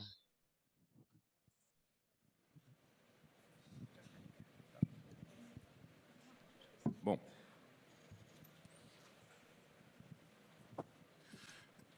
aqui temos painel, vamos fazer This is a panel where we are going to have a round of questions. Dar uma oportunidade aqui para cada fazer uma pequena apresentação. Each one will have a chance to give an initial presentation. And the goal here today is to give continuity to the topic which we were talking about previously. I mean, blockade, but we have to go beyond the blockade. We have to try to understand them as part of a more comprehensive scenario as to internet governance and everything else that is taking place in Brazil, CGI.br. And we, as a society, we might see a greater internet control, maybe to become more centralized. I don't know what is your perspective on that, but that should foster a debate where some actions are being taken.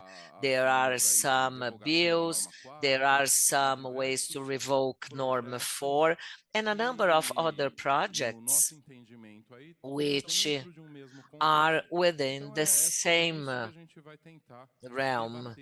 And that's exactly our goal here today. Let's try to talk and discuss a little bit more about that. Ayub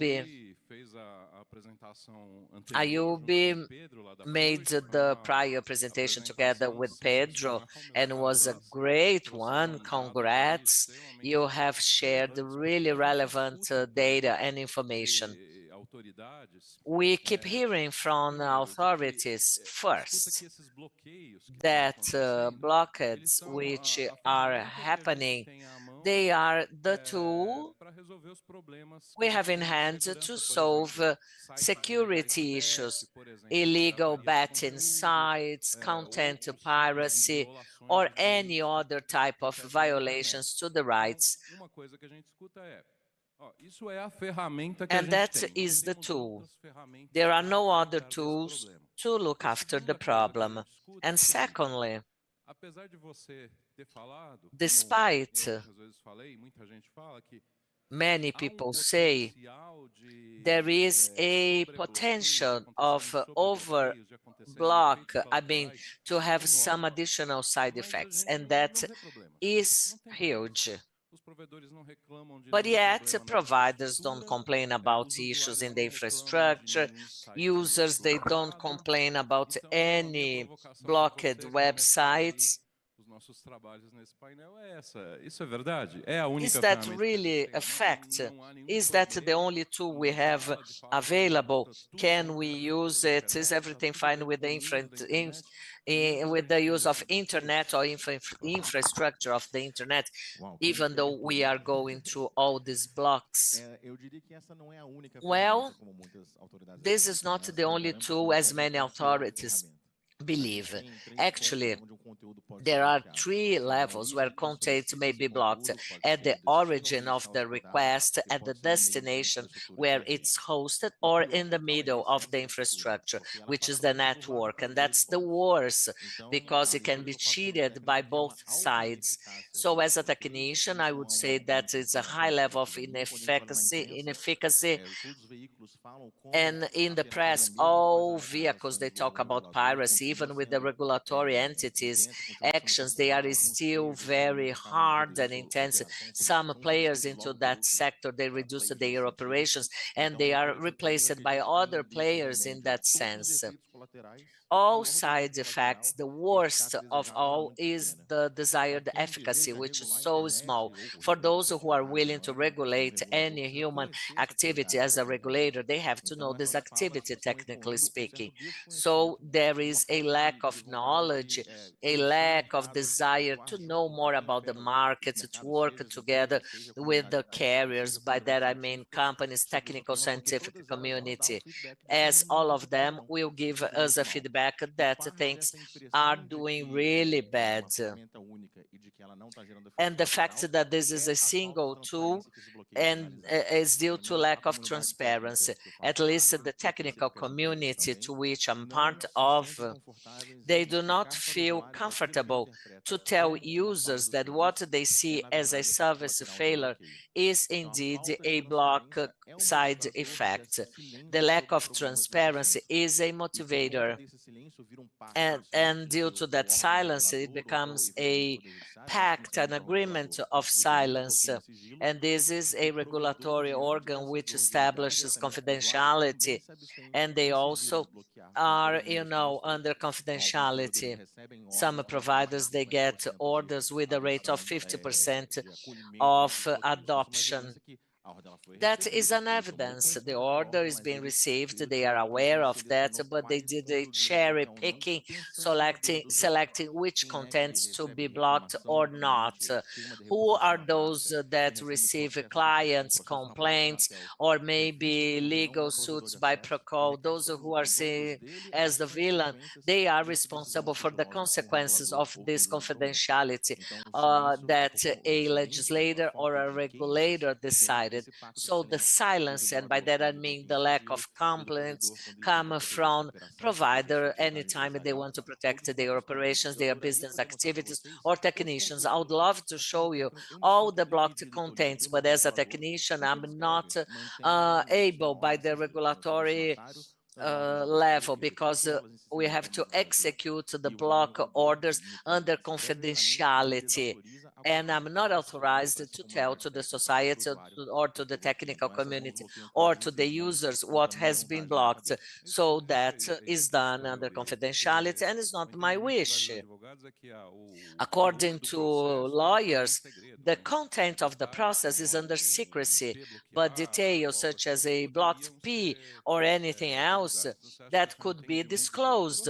So you think this is a provider, understand, or that is clearly explained? By the end of the email, there is an order that you treat, that you manage the files under secrecy, and they have the IP domains to be blocked. And technicians, they find themselves in a difficult situation. If your regulator gets the confidentiality and you frustrate the regulator, what will be the consequence? So there is a pressure and a conflict between the regulator and those who are regulated. That is very difficult to Brazilian providers, and Brazil has several ones. They do not count on a legal department to go over an order like that, where they keep the appendix of the file under confidentiality.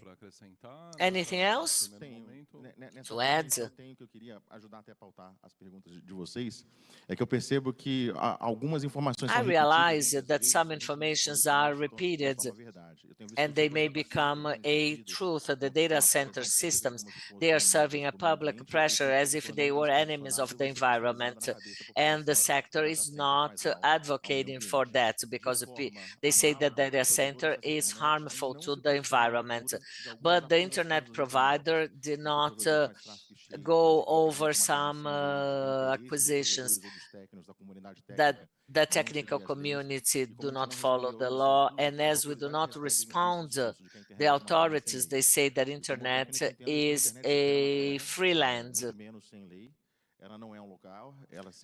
That's not a place. It also has three ends: issue, users, and the place where there is a connection and connector network, and three minimum jurisdictions. And the law has effect over all of that. There are good laws if they are well applied. They may help with the relationship between internet and the law. And technicians, they are not against the law, and rather, thanks to it, the internet exists. And today, the main threat that we have in Brazil is lack of law in regions where the state sovereignty is not complete, and criminals, factions, they will affect the network. So we are not enemy of the law, we are partners, but what we see as a technical community is that the way as regulators they work over internet has a number of undesirable side effects with little efficacy. Muito bom. Juliano. Very good. Juliano works at NIC.br as a consultant at CGI.br, and he's fully involved with this current scenario, where today there are a number of actions which question the multi-stakeholder model. Ayub mentioned that internet is not a free land. We have an internet governance model which dates before the privatization of telecommunications back in 1995, where a steering committee was founded at the same day that the communication ministry split internet from telecommunications. That was a new norm and standard. And why was it? They understood that internet was what would involve a number of sectors, different services, applications, content, users, in addition to the telecommunication layer, which is a more technical one, where a governance model was applied. And we see that sendo questionadas. E eu pessoalmente enxergo uma relação. And I see a clear relationship with this blocked movement. Apparently, there is a need of a greater internet control or a centralization of that. I know that you have a brief presentation. Could you tell us a little bit more about all other issues that have to do with the internet governance model currently? Thank you for the invitation. It's a great honor to be here and to talk with this technical internet community. And here I am to talk about a political topic to a technical audience, but there is no other way. Can you please show my presentation? Eu fiz preparei uma fala aqui muito rápida. Não sei, dá para tirar esse... Eu vou precisar ler o slide, não sei se dá para tirar esse enorme relógio aqui da apresentação, senão eu, sei lá, vou mais para frente aqui, mas enfim. Eu acho que é importante a gente entender... It is important. Muito obrigado. to understand that there is a global regimen of internet that is being established, that is being a PhD study in 2010 when someone wants to understand if there is an internet global regime which does not get mixed up with the global one that was raised after the Second World War, which is the UN global governance model, leading to a number of tension and stress in the governance model.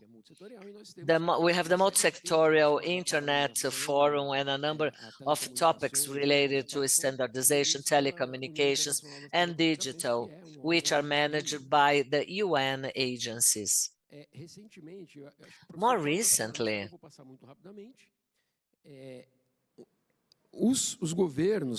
the authorities, in face of the challenges that the internet generates within the territories, although that is a network without frontiers, everyone is after ways to find some level of control over internet. That is a global movement and is being discussing into the international scenario of internet governance and also happening at several other countries, which set some pressures about institutions which are characteristics of a global system at a national level. And NIC.br and CGI, they are institutions which is a result of an institutionalization process that led to the governance model. We don't know what to expect. Therefore, we have to understand at what extent those initiatives of control, they go over the limits and they end up having more damage than benefits. This is a bill where I can show you how the legislative understands those drivers of internet control. ECA Digital, that's the first one. We have a punishment system that is in paragraph 6, a temporary suspension of the activities guided to telco providers that provide internet connections and activities of IXP. And there is another concept where we see at a number of drafts of law where I got surprised by a very well known concept, which are connection providers, and that is a concept which is in the legal framework. And in the middle of that, we have exchange point of traffic managing agencies. There is a decree which regulates it and talks about application blockade. Paragraph first one, to comply with social orders of blockade, it is up to Anatel to receive and distribute orders of telecommunication providers and all agents that will turn available that information, and to the CGI, the receiving of orders of conflict names, of domain names.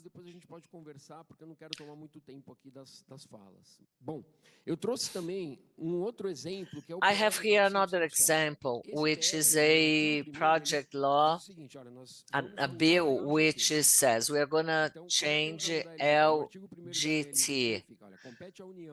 It's up to the union by the regulatory agency to establish a internet governance model in Brazil, and according to Article 19, where they established the model, and the agency has to adopt necessary measures where they will implement and supervise the activities of Internet Steering Committee in Brazil. And that PL states CGI.br below Anatel. Anatel supervises CGI.br, and that is a extreme change in the internet governance model, which has already been established and well-defined, and that is a search for control about critical internet management systems. And moreover, to execute the register and maintenance of domain names, allocation of IP addresses, and any other action related to the TLD.br, and how the legislative is after to drive mechanisms that will statutize the NIC.br roles. I have, let me clarify. So the prior slide talks about a law which has been approved, right? And this is a bill which is still under operation. Is that right? Yes, this project of law is there, and it can become active anytime, and several of the organizations who are being represented here today, as well as international agencies of internet critical resources, they collaborate showing support to CGI and NIC.br. This is another bill of law that is being discussed. It's a law that would amend the previous legislation through a process of responsabilization of ISPs and providers of other services that offer connectivity. It's a broader concept. It seems that it would include everything. Let's say Cisco would be, because a network, a plate or board would be a connectivity enabler. To comply with Law 12,965 and the subsequent legislation, the National Agency of Telecom will execute the registry of domain names, allocate IP address, and manage first-level domains. I was surprised to see, expect Anatel to manage that, because there is the International Corporate for Science and Number that does it, and it does not seem to be something simple. To simply hand over the management of these domains. This is another example, which is the complementary law. It's a bill of law 153. Social contribution over the propriety of interface system is created here. There is a definition which should also be the object of review by the technical community, but let's see another point that I would like to highlight. It would be applicable to strengthen national digital sovereignty. We're talking about national sovereignty, to encourage national development and strengthen national sovereignty. There is an association between more internet control mechanisms and the understanding that this would increase national sovereignty. And I question this point. This assumption is not true. Much more complex discussion should be made. By offering the government control measures, we wouldn't increase our national sovereignty. There are so many other topics to be addressed. Finally, paragraph 1 of Article 15, it states, the creation of Brazilian instruments with their own authority to allocate number of internet protocols. This is what IANA does, among which the number of ports, IP systems, autonomous systems, root service of DNS domain numbers and other resources. I've brought these examples, and this is my last slide, just to show you. There are many more bills of law being discussed to talk about national controls and mechanism of control. I'm not here to criticize anyone, believe me. Anatel is mentioned in these bills because it's a fact. Anatel is one of the tools that is being used to give the government control mechanisms. This is happening all over, in other countries as well. Telecom regulators being seen by the government as the player that may get to this level of enhanced control over the internet. NIC and CGI are long-term partners. We have successfully developed a number of projects. I wrote an article in 2023 to the journal at the University of Campinas discussing a multilateral approach. When we were discussing the creation of a new protocol, because we knew that IPv6, this is the 80s, right? We knew that IPv4 would not be enough to deal with the growth of internet. There was a political dispute at that time, and International Debtor Board made a decision without talking to ITF of using a protocol that was being discussed.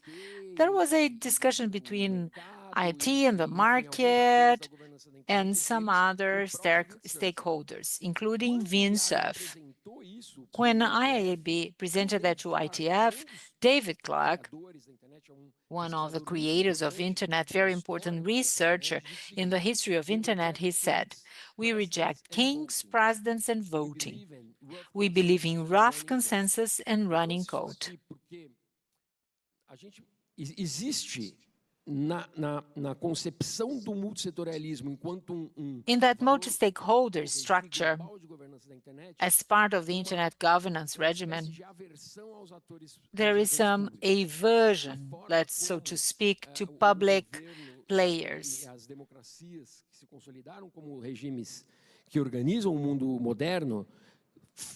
And the way that modern government creates solutions. I saw that personally.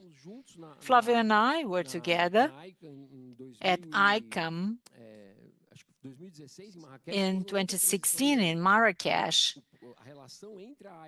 when ICANN and the Trade Department of the US was broken down. And there were comments saying that the government and the civil society could not be at the same level. And what do I mean by it? We should bring the government on board to discuss with us, as I've seen happening here before. CGI did that in 1995. CGI was not created by the government. This is a mistake that it's commonly mentioned. They say, well, the government created CGI because the attributions are described in a decree. CGI was created by the civil society. It's a combination of the technical community, third sector. They went to the government and emphasized the importance of having the government take part of the internet. And the government agreed. Interministerial Administrative Act allows governmental actors to participate in the internet governance model.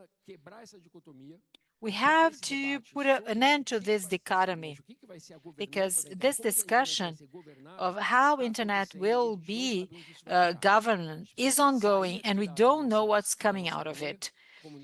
We have to go beyond that. We have to invite the government to expand the discussion.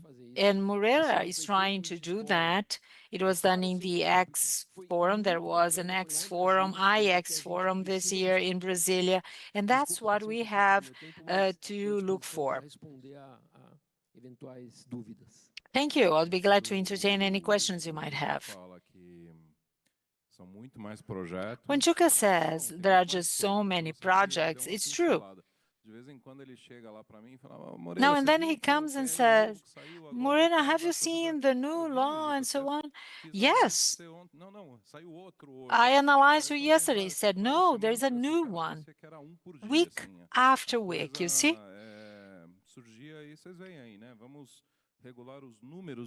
Let's regulate domain numbers, for example.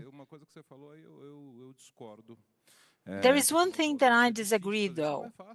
It's probably hard to do it. It's not. It's easy. We just have to create BrassNet, for example. We can have our IP, our own domains. I've been following up this movement. Okay. I should be a moderator, not start giving opinions. Sorry. Now, Basílio, as a director of different associations, what's your take on it? And of Rule 4, the increase of institutionalization of blocking orders. How do you see this historical moment that we've been experiencing and this need to have more and more control over it? Let me start by thanking the invitation. And this is a very controversial topic.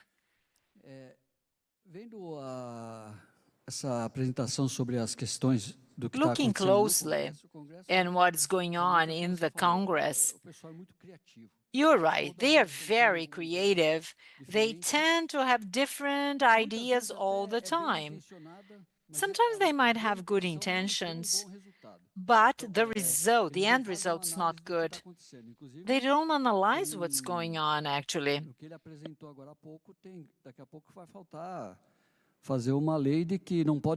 And maybe soon there'll be the need to have authorization before it starts raining. Absolutely ridiculous. They have no idea how things actually work, and they simply write laws. Now, concerning blocking orders, as a provider, all the orders that get to providers are sent to me as well. And there are different types of blocking orders. They are not exactly the same. They have different purposes. I haven't get that frequently, but they would ask websites to be blocked when there were comments, political comments against their perception. You'd see the website, it was an opinion article, and that hasn't happened recently, but it had happened in the past.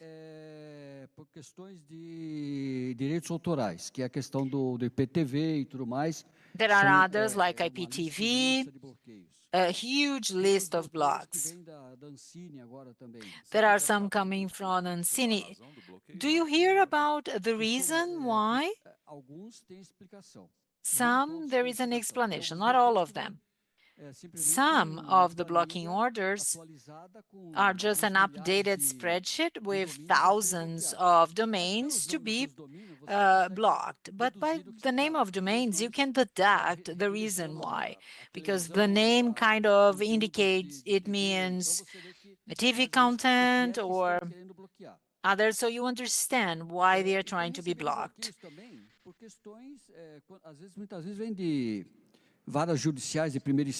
Sometimes it comes from first instance and others, and they are commercial issues. Let's say typical commercial discussions. Todos eles vêm com proibição para manter sigilo. Are asked to be in secrecy. There are some recent ones of the bet sites. Each of them has a different kind of treatment. The ones coming from the ministry, they say block on day so-and-so and unblock on day so-and-so. I don't know what's the logic behind it, but block today and on December 31st you unblock it. Maybe because there is going to be a new order, I don't know. There is not a very logical order there. There are some blocks that have huge lists of domains, and I see specific orders. Do not block the IP. So sometimes they're going against the order because it was not going to block the IP because they know there is a problem there. The Anatel orders, on the other hand, they come with that recommendation where they block the domain, but not blocking the IP. The older orders, those dating from 2 years ago, they were more generic, like just block the necessary means. Those were exactly the orders that they would issue according to different opinions, political reasons. They want to block anyhow, regardless, you know, so they have to block. Those coming from Anatel, usually they come with an information where they advise not blocking the IP. Despite hearing Anatel's participation talking about the block of some hours, I've never seen that. I've never got like a block it now for a couple of hours, block it tomorrow and unblock it, block it today and unlock it tomorrow. No, if there is a block, it's quite rare, you know, to get an order telling us to block an IP directly. I usually read any orders that it gets to me, but I don't remember anyone talking about block this specific IP. So people should be more careful about the different blockings. It's not just receiving the order and you don't block the DNS because sometimes it's .com or is a more difficult block to do it and they block the IP. That is an error of the operator. If they try to do it, they are creating additional problems to the internet. And, you know, they have to, all the blocks, they have to take place at the ends, at the content. It doesn't make sense to block the infrastructure, the means. And there are simple ways to do it. And people, you know, don't want to bother. It's much easier to block. Send an order to Anatel. Anatel submits that order to the provider, as they have a list of those 17,000 providers available. There is an email list which is sent automatically, and they don't mind if that is going to be effective or not. And how about the provider side, who is not going to worry if that is effective or not? They get a domain block order and they just do it. And users use a VP, switches, uses a different DNS and continues working, but that's no longer a provider's fault, as providers did exactly what they were told to do. It's like, you know, fool me. They do something believing that they are solving it, although they know it's not going to solve it at all. Who is executing also knows it's not going to be okay, but at least they met the order. That is a silly game. People lose their time with that. They should block the domains. If it's .br, send an order to NIC.br or to CGI to block the domain, as if that would be a not paid domain. People don't pay the domain no longer works. They get an order and then the domain no longer works if it's .br. If it's .com, the same. But that is much more troublesome. But they should do it. That would be the best effective way to solve it. I would go even beyond it, not blocking the domain, because the domain is easy to switch. There is a host with an IP, with an illegal server. If you change the domain name, fine. Atrapalhou pouco quem você queria bloquear, né? At least it's better than blocking in the recursive on the way. The closer you get to the origin, more effective and fewer side effects. If you are able to remove the website that is hosted in any service, that is even more effective. I got an order of blocking a news website and an opinion article offended some local politics. And then I thought, no, there might be some alternative ways. The address was .br. I found out that they had an office headquarters. Instead of sending a justice official to remove that article from the streaming, they block all the news website providers, which showed the domain from .br to .com and was back. So a common way that authorities will block that as a first measure with a national company, with well-known partners, that shows that Brazilian authorities, they are following this less effective way, which is punishing internet as would be a land without any law. Que é a questão desses sigilos nos bloqueios. Confidentiality. É sigilo para proteger quem, afinal de contas? To protect whom? Eu compreendo que I understand that secrecy is important and advocating for minors or commercial issues where there is a secrecy about the process, what's happening there, that has to be kept under confidentiality. But to keep secrecy of who sent the order, that doesn't make sense. If Anatel was the issue, they have to publish that they blocked the domain. That was their decision.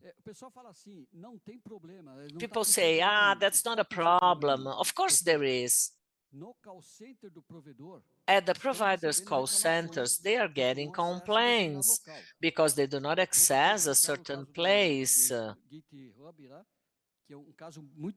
Like the GitHub case, which is a much more severe case, where the technical community finds it difficult to find why that is being blocked. I liked so much the example from Italy, where we should keep the process under secrecy, but a website saying, well, this is blocked with the information. Well, if you're not able to access, look at the website, it's blocked, so there is nothing else to be done. I don't even have to explain why it's been blocked, but secrecy has to be dealt, has to be authorities. I mean, they have to think over secrecy, because that is a problem to everyone, those who are at the ends, and that is totally unnecessary. Providers as well, they are damaged by that. Yes, if that changes, we would be measuring effectiveness much better. What is the blocking tool? To remove IPTV streaming, or to remove a news website from the streaming, but then they are back with the domain.com. It's not been effective.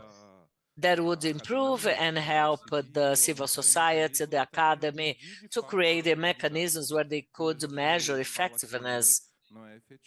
If we say it's not effective, there will be those who will say, no, it is effective.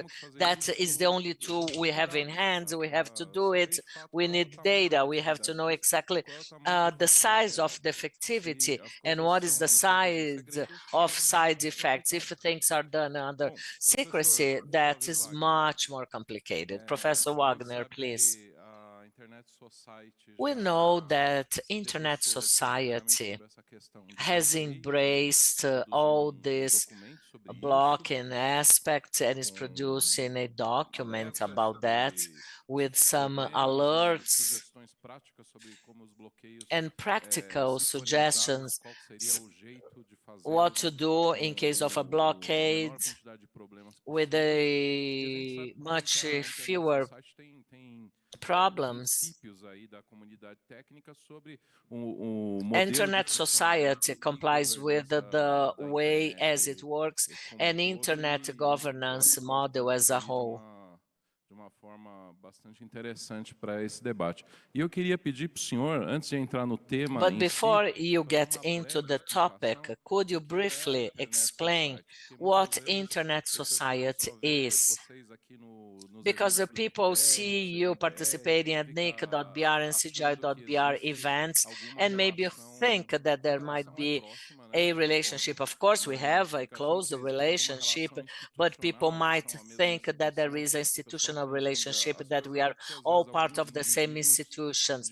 And some subjects from one institution also work with another one. So could you, explain what Internet Society is before you get into the topic? Thank you, Moreiras. It's wonderful to be here representing ISOC and the Brazilian chapter. And I have the privilege to be the chairman. To be the last one is always a bit complicated, but I'll try to add some different aspects to my talk. I'll talk about Internet Society at the end, if you don't mind, okay? I will start from the more specific one, and then I'll go to ISOC. Pouco na linha de algumas coisas que o Juliano já falou, né?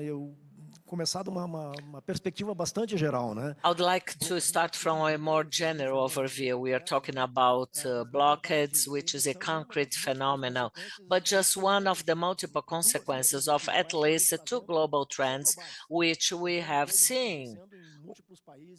And things they take place at different regions in the world, repeatedly, with a number of regulatory and legislation efforts to affect the Internet. On one side, we have a demand by the societies where they have to defeat any illegal aspects happening at the digital platforms. We have hate speech, crime, abuse of children and adolescents, misinformation, disinformation, violation of intellectual property, and the list goes on and on. So this happens and it has to be defeated. There is no other way to deny. Another thing that bothers a lot is the economic concentration on big international platforms, almost all of them hosted in the US, and they domain the market, generating a comprehensive feedback where measures are adopted and where we may classify as part of this large digital sovereignty umbrella. And trends are taking our society to demand actions from the public power, public policies, legislations, and regulations that will defeat all of that. However, at the same time, there is not knowledge of the internet layer models. To lay people, internet and telecommunications is all part of the same basket. I don't know how it works. I just know that the information gets to my smartphone, my computer. The people are not aware, and not just lay people, but the media, the decision makers, legislators who participate at this social debate. Dentro desse contexto amplo, né, Within the setting, we have something more specific, which is the regulation or the access of frameworks and the risks that they may take to the society. And as a society, we have to try to find a proper balance between regulation and legislation, which on one hand is necessary to defeat all these illegal components and to confirm sovereignty, and on the other hand, to preserve the internet principles, which cannot be damaged by a badly well format of an internet. We don't want to hinder users' experiences where we are not going to have a proper use of the infrastructure of the internet and the use of resources which are legal, loss of privacy, risk of personal data, less privacy. We have the online safety bill as an example, which was introduced in the UK to advocate for children and adolescents, but the way as it was suggested, that may represent a breach of a cryptography with a huge damage to a number of services. We know that there is a great amount of services, both at the infrastructure level as well as in the application level, which will rely on a stronger cryptography, and that may be hindered according to the way as the legislation was proposed. To fight for illegal actions, they have to take place at all levels of the network, especially where the origin of the problem is. But unfortunately, that is a global trend. It's everywhere, where many countries, they want to attack problems just interfering into the infrastructure layer. In Brazil, and in a more concrete way, and large-scale blockades, we have to fight for illegal piracy content, to protect intellectual property, to defeat irregular bets, and the whole applications that do not fulfill some legal order. And in Brazil, we had the blockade of WhatsApp, Telegram, the Twitter X, and more recently, blockade as a way to defeat for abuse of children and adolescents, according to the regulatory decree of ECA Digital. The blockade execution orders, depending on the origin that is being dealt throughout procedures that will include Anatel working on implementation and communication direct flow together with many other connection providers.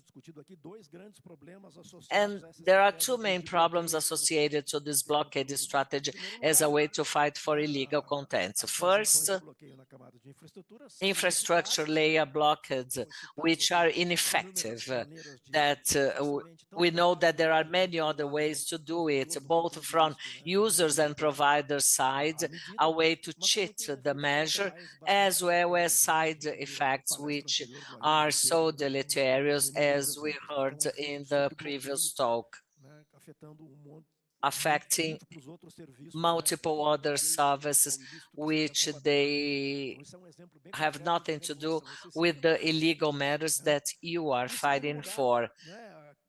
And still, Brazil has an internet governance model implemented, which is a multi-sectorial pioneer model since 1995, splitting internet and telco according to the norm 4 and by the general communication law, which should not be competing, which should not be to regulatory agencies in the telecommunications field to decide, or at least to be the one to execute the blocks that are made at the internet infrastructure level and not in the communication level.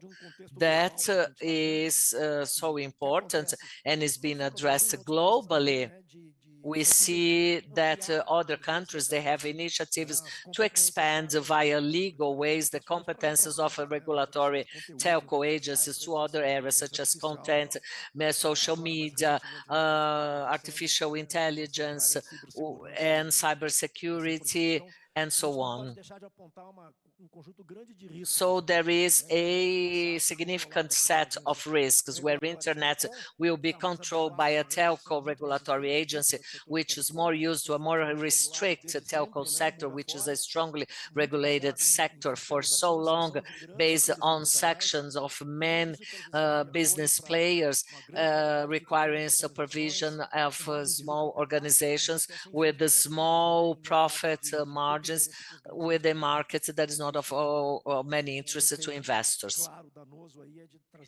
The clear harmful effect is impacting innovation and also the efforts of expanding connectivity to regions which are poorly served. Internet is a polycentric development, so transplanting something verticalized tends to treat everything as one single object. Network is a network of networks, heterogeneous operation, and simply trying to make centralized interventions, ignoring clouding, DNS and others, which is a technical complex really system, and using a centralized, simplified model of intervention leads to the impacts that we've all discussed. And the other kind of harm, the fact that you adopt a state-based model, will impact the remaining portion of the society. There is evident risk to CGI, to NIC.br, and the risk that it brings to all the different models, all the successful programs, IX, and all the programs that you are all familiar with, all the great work of CITIC, IX, .br, and so on and so forth. The discussion about the multi-stakeholder discussion is so modern that yesterday UN approved ISO's plus 20 years review of ISO's decisions, and it has been discussed in the past 2 years, approved by consensus yesterday in the end of the day at a UN General Assembly. Reinforcing the model as being the right one to address with internet, the world community, governments, the UN Forum of Governors saying that the multi-stakeholder model is the preferred model to govern internet. And in the UN document, it mentioned the multi-stakeholder guidelines of São Paulo, approved at Net Mundial Plus 10 last year, which was an initiative of CGI. The guideline for processes of discussion to be multi-stakeholder recognized in the UN General Assembly.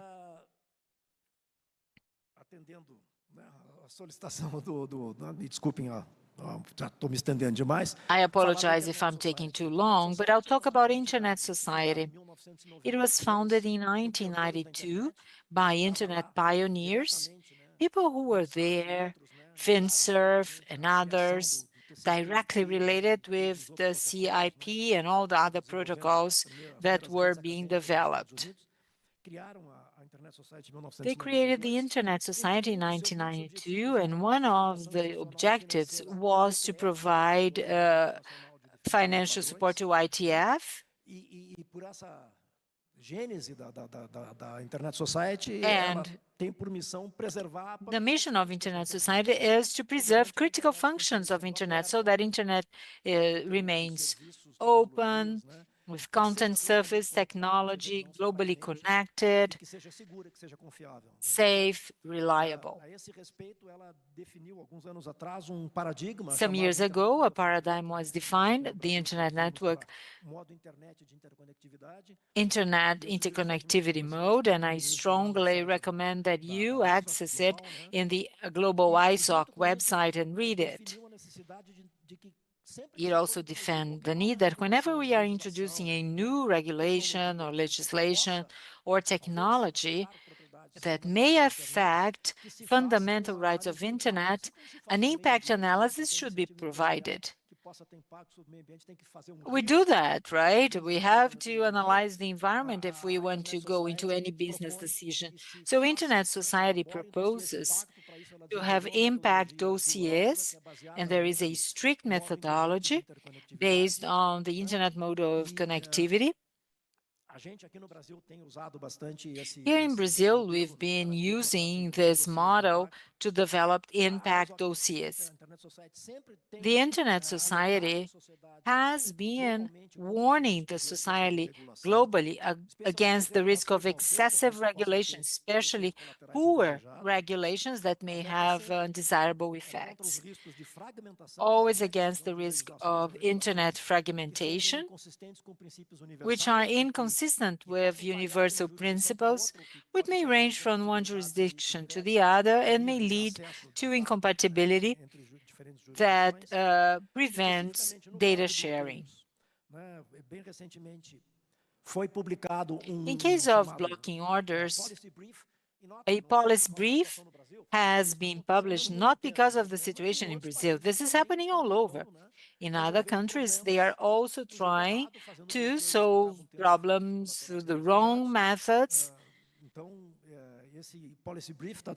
So the policy brief is available in the Internet Society website showing risks, and it provides some guiding principles for well-performed regulations and for decision makers to really be able to know what would the care be required. And it advocates for multi-stakeholder model, and it has supported more than once our CGI here in Brazil. In Brazil, the Brazilian chapter of Internet Society, we have 1,200 members.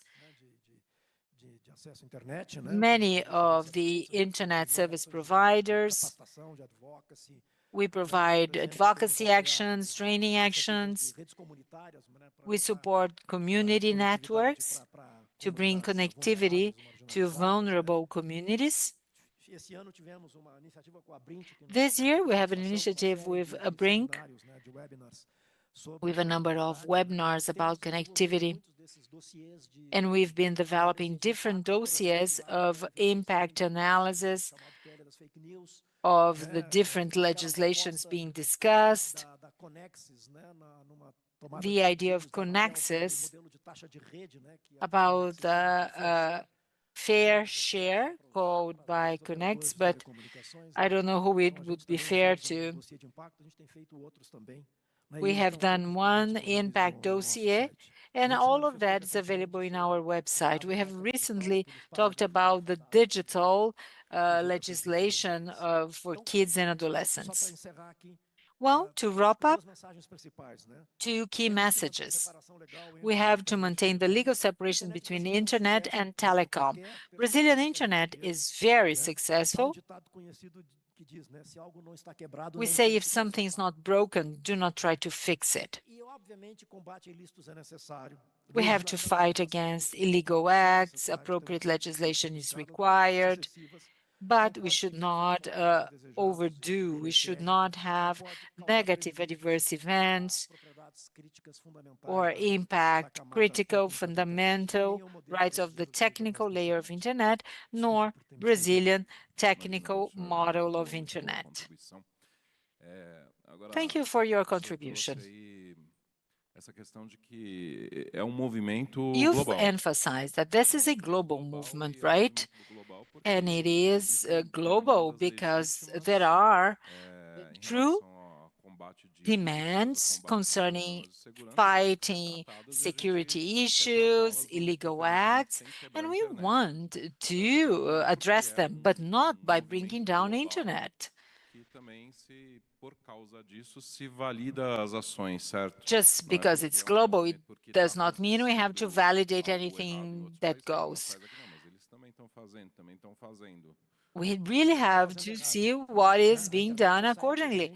Internet society, we've been preparing dossiers of impact analysis here in Brazil about different proposals made in Brazil, but Internet society has done that about all the wrong moves proposed all over. For example, in South Korea, they implemented some additional fares, and we position ourselves against that, showing what was wrong in the model. And it was a very didactic model. They implemented, it produced the negative effects that we anticipated, so we can have a clear understanding. Also, some blocking orders in Spain and Italy, they've also got consequences. We have a global coalition for encryption. Internet Society is one of the founders. There are some organizations here in Brazil as well. And we fought against the online safety bill. We are not against, of course, advocating or advocating for protection of child and adolescents, but we are against the solution that would lead to vigilance in the cell phones of all citizens. Anything that would be stored in your mobile phones, of course, that would compromise privacy rights, and said, well, the operator will scan the content, but it's encrypted. Oh, wow, just do what you want. The fact that there are things going on in the world does not necessarily mean they are all good. Australia has just approved social media to be forbidden for adolescents younger than 16, just got into effect. So they are discussing all the different ways for people to circumvent that control. Or they are migrating to less safe services. The large companies that can implement effective controls, it doesn't matter. Those that want to access illicit content will find a way to do it. Exato. Eu gostaria de abrir agora, temos ainda I'd like to open, we still have got a couple of minutes. Do you have comments or questions? I have plenty of them. Vou já tirar o meu, vou descer e vou entrar na fila também, então, para continuar. I think I'll start lining up with you. Qual é o início e o fim dela? Vamos. Bom dia, bom dia. Good morning. Bom dia, mesa, bom dia a todos. Meu nome é Marcos, sou do I'm Marcus. I'm with Pedro Lima Law Firm. I've been working with digital platforms for a while, and I'd like to hear about the digital child and adolescents law. It states that internet applications should be developed by privacy by design and privacy by default. And the self-declaration to access the platforms won't be allowed. So the platform should make sure that those who are accessing the platform are over the age of 18. History of navigation, document validation, or biometrics. And at the same time, in digital general disposition, the platform cannot have massive monitoring, but at the same time, it should guarantee that the user is not underage. Is it possible? How can it be done? How can a platform guarantee that the user is not someone underage? Let's get two more questions, and then we can try to address them all.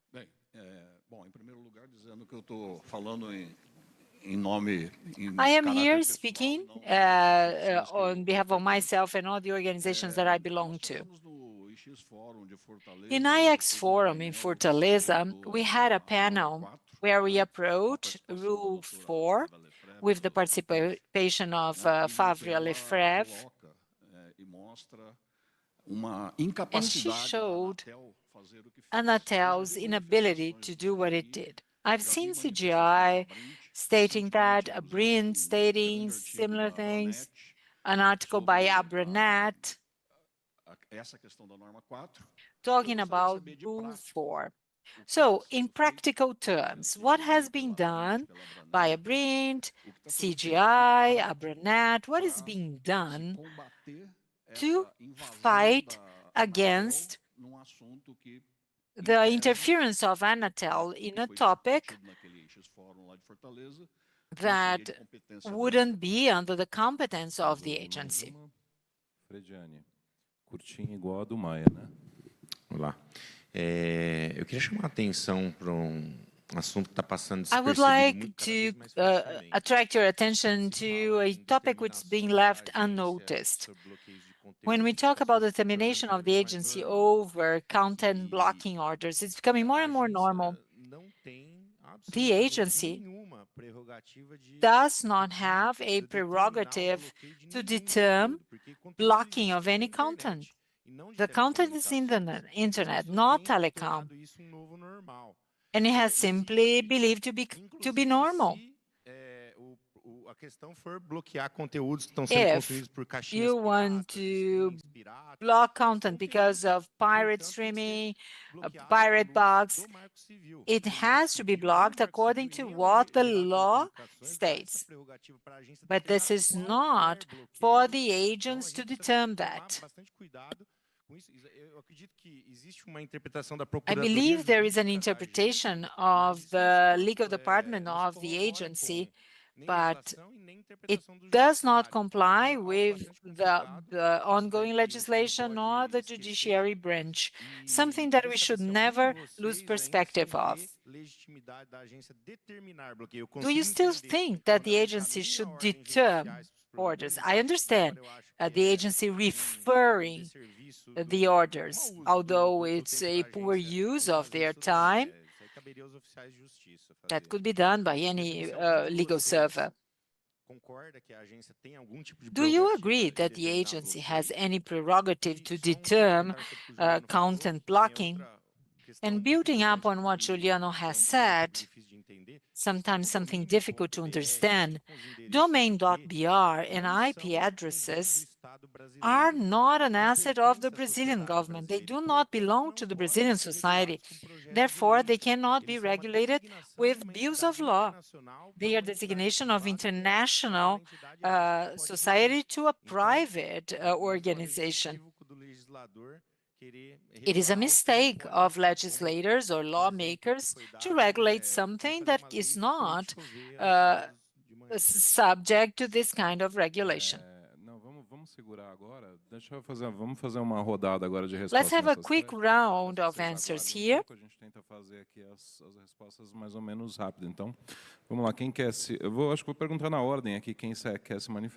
Who would like to say anything? Juliano?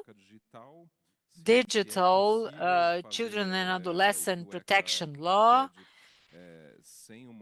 Is it possible to do it without massive monitoring? Then Rule 4,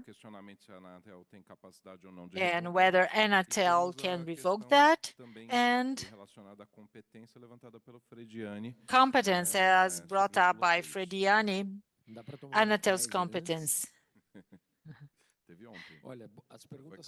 Well, very good questions, of course. Touchy questions, though. Let me address data or age checking. How can we have access control of a child? primarily by using age checking mechanisms. Having this mechanism is a global discussion. In my opinion, depending on how it is implemented, the experience of internet use will change entirely. Brazil has approved this new regulation, is being part and wants to contribute with that in the Ministry of Justice and the Agency of Data Protection, but in the world, there is no unique solution. This is a topic of concern, a lot of concern actually.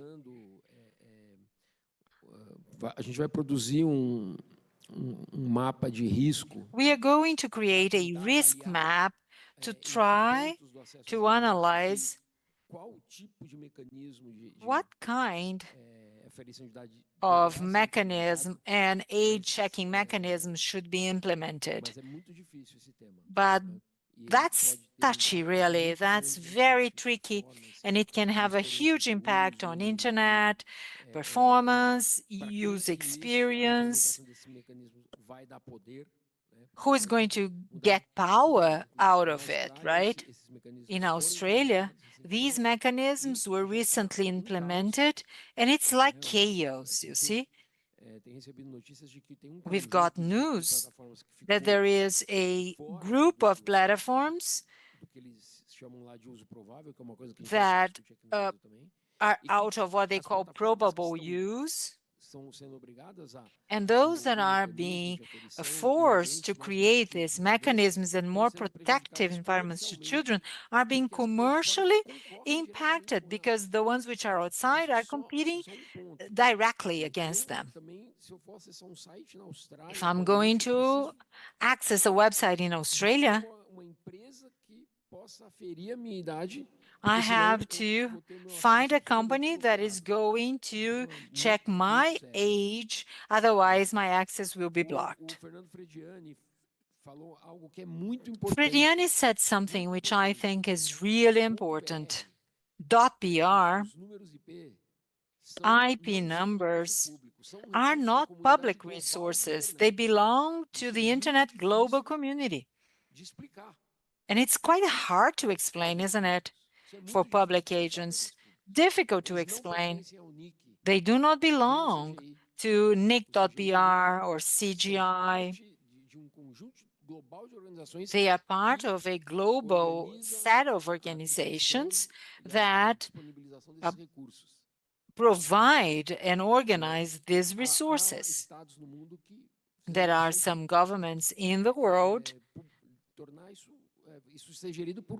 that decided to have it managed by public players. But it does not seem to be the model we want to adopt in Brazil. About Rule 4, NIC.br is getting organized to work. I'm not going to say anything about it because I'm not part of that. This is led by Raquel Gatto, our legal counselor.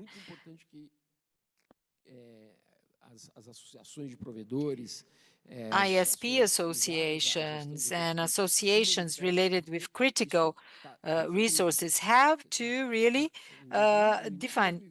In the beginning of 2027, Rule 4 will be revoked, and it's a part of the internet model here in Brazil. And finally, attributions of Anatel, the roles and responsibilities of Anatel. Next year, there is going to be a cybersecurity bill of law, and Anatel would be transformed into telecom and cybersecurity. They would have to change a number of rules for it to happen, because then Anatel will have regulatory authority over a much larger group of companies than it currently has. This is a discussion that's going to take place next year, and we have to be part of that. We have less than 5 minutes, right? Digital legislation, can we guarantee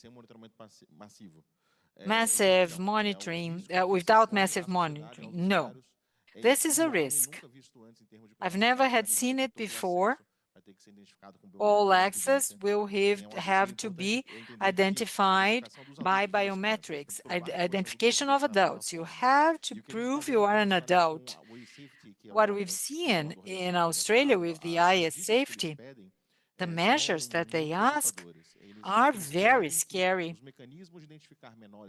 Mechanism of identifying minors in platforms involve the biometrics of photos, geolocation of photo files, and the voice, whether it's a child, adolescent, or the way the child writes.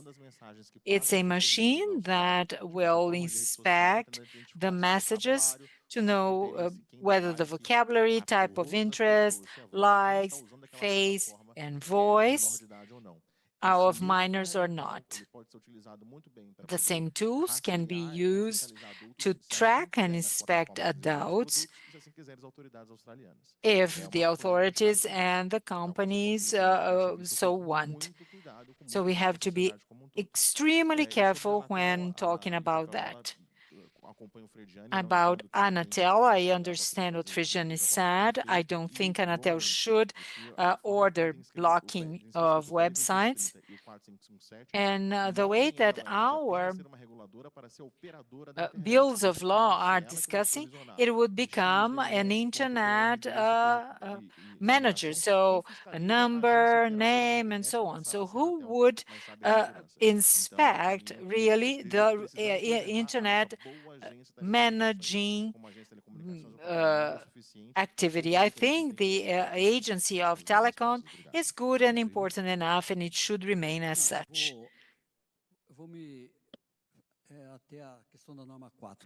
I'll talk about Rule 4.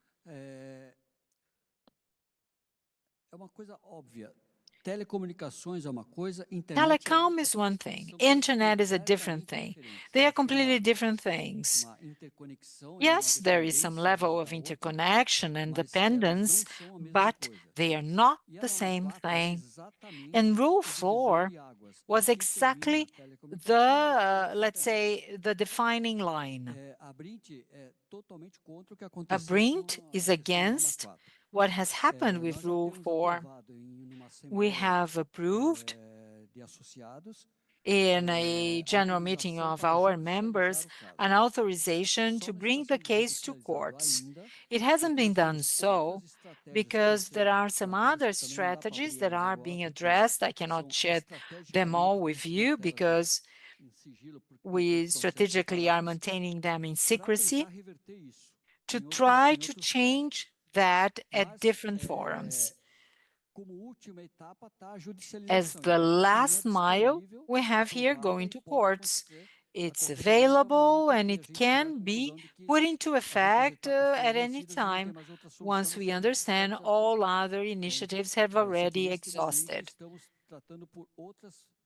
But at first, we are trying to go through other strategies and means. Concerning everything that has been said, that age check in the legislation that protects child and adolescent, it's something global, right? So Internet Society has also been analyzing it, and it has recently published a policy brief about age check with a number of technical analyses, challenges, and the risks that we are all subject to. It suggests some general guidelines for public policies, so take a look. it's important to try to understand all the negative impacts that poorly formulated mechanisms can have on users. The risk of over-vigilation. Maybe some mechanisms could be good, so let proof of knowledge, zero knowledge. And then you just give a, let's say, one token saying that this neutral entity confirms that this user is someone at the right age range to access the service, without informing the authority that is going to certify the age.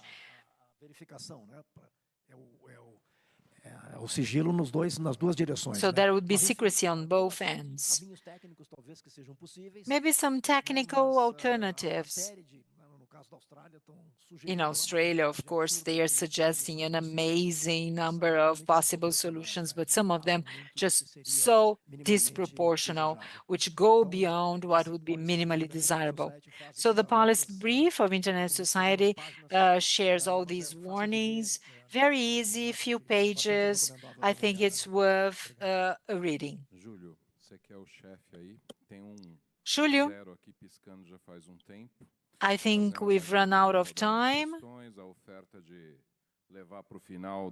Shall we concentrate them at the end of the day? Não, o problema é o almoço, tá? A gente tem que fazer o almoço, senão dá problema. We have to break for lunch. Maybe we should break for lunch and have the questions in. Só deixaria o representante da Anatel falar primeiro. Então, por favor. Anatel's representative, please. Well, Anatel has been mentioned a number of times, so. And please join us at the end of the afternoon so that we can talk further about it. Thank you very much for the opportunity. I thought the panel was extremely interesting. I also wanted to say things. I saw there was an empty chair. Next time you can invite me. We invited you in Fortaleza. Our area of inspection never says no. So if you invite us, we'll definitely join you. Concerning the legislation, I have no opinion, and Anatel has no opinion about that. The lawmakers have to discuss all topics. If they stop discussing, that will become a problem. Once they wanted to give to Anatel responsibility to regulate over mail services, package routing, and so on. It didn't work. Otherwise, we would be regulating the mail services as well. Let me make some clarifications. I fully agree. Anatel should not regulate content. We do not block content. We determine the blocks of keys that release TV box, because we believe it's a harmful device for cybersecurity. Anatel does not promote blocking. It's not distributed to 17,000 providers. They are just more concentrated for a short period of time. If you don't get access to that, it's because you don't participate. If you want to come and join us, because we try to fight against the boxes that are extremely dangerous to our network. Content blocking is dictated by other agents. Ancine with streaming. Anatel has no competence, no blocking of content. And the betting agencies are blocked by the Ministry of Finance.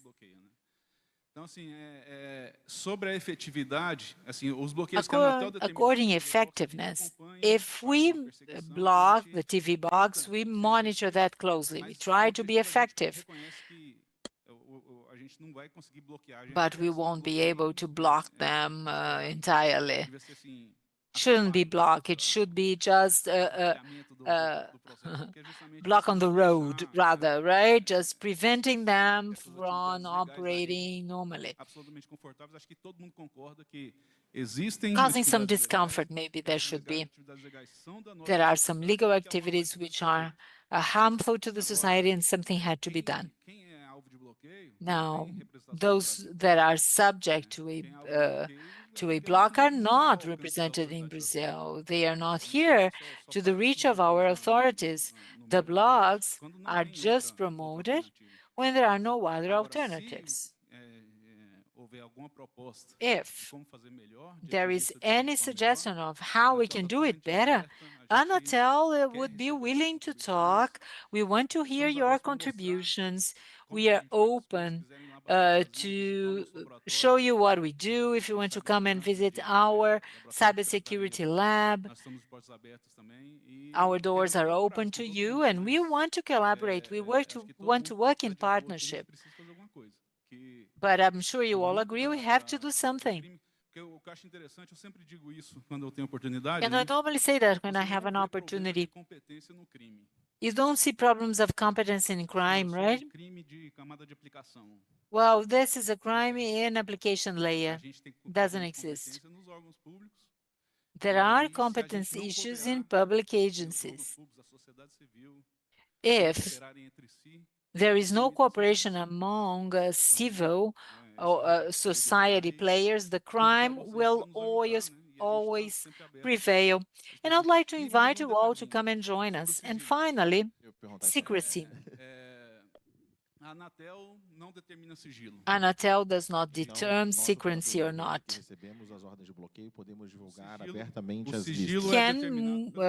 Secrecy is determined by the agency, but when Anatel is the plaintiff, Não há sigilo nenhum, a gente pode divulgar as listas. there is no need to have secrecy, no.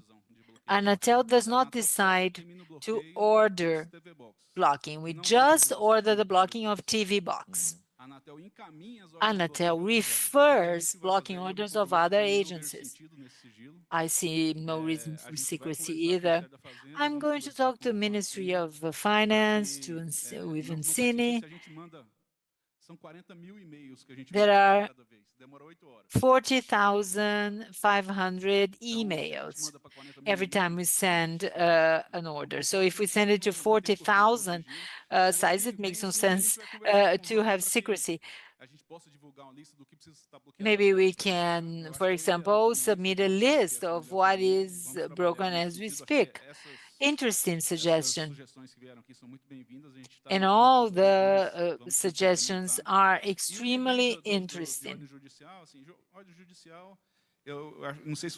Legal orders, we are very afraid of them. When there is a legal order, we just comply with it, unless it is technically impossible. So we return it to the judge and say, you cannot block this Facebook user through Anatel. Send it to Facebook, for example. We receive a number of them. If it's an order to block .com.br, we have to comply with the order. But when we are questioned, what about this .br? Then we suggest you contact NIC.br. There is no need to block it using the network.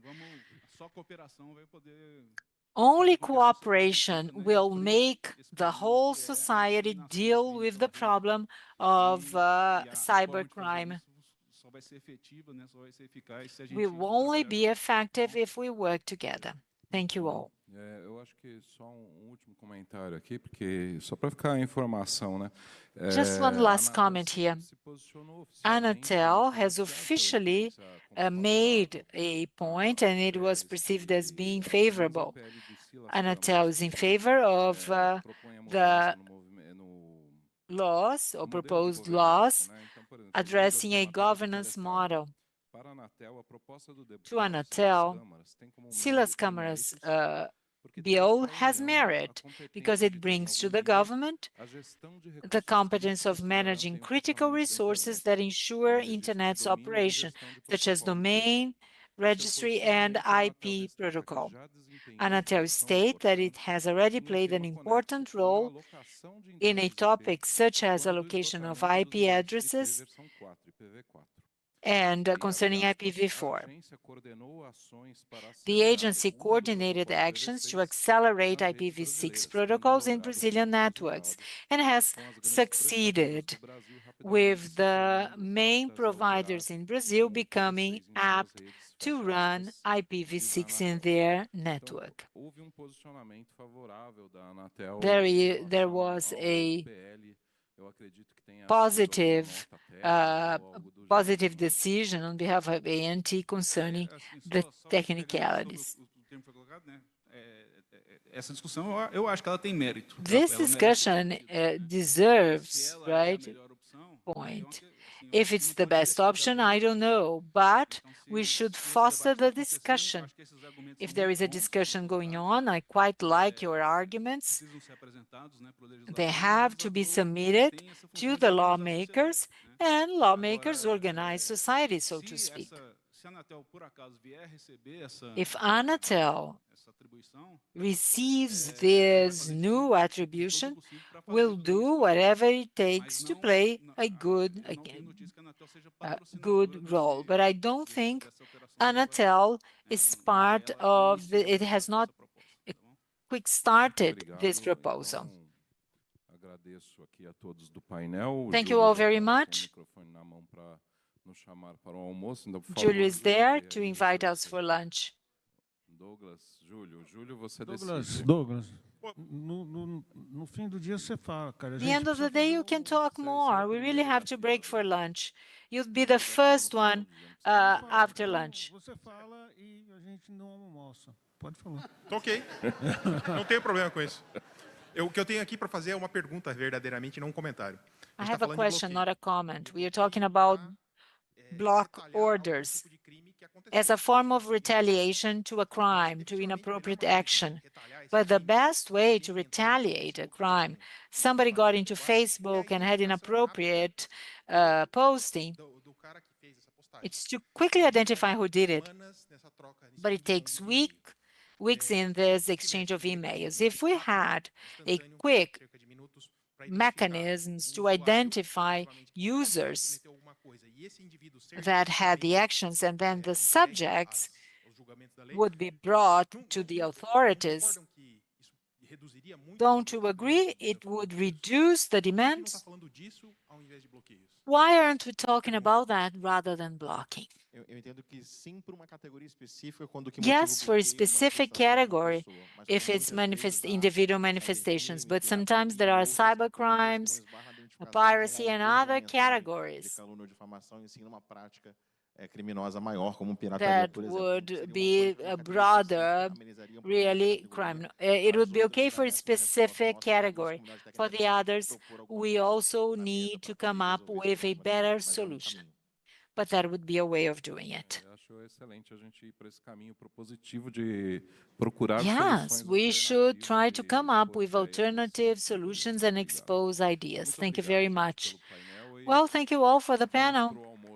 Now let's break for lunch, Julio. Bom, como a gente está atrasado, a gente volta às 14h15, tá? 2:15. We'll be back at 2:15. Thank you.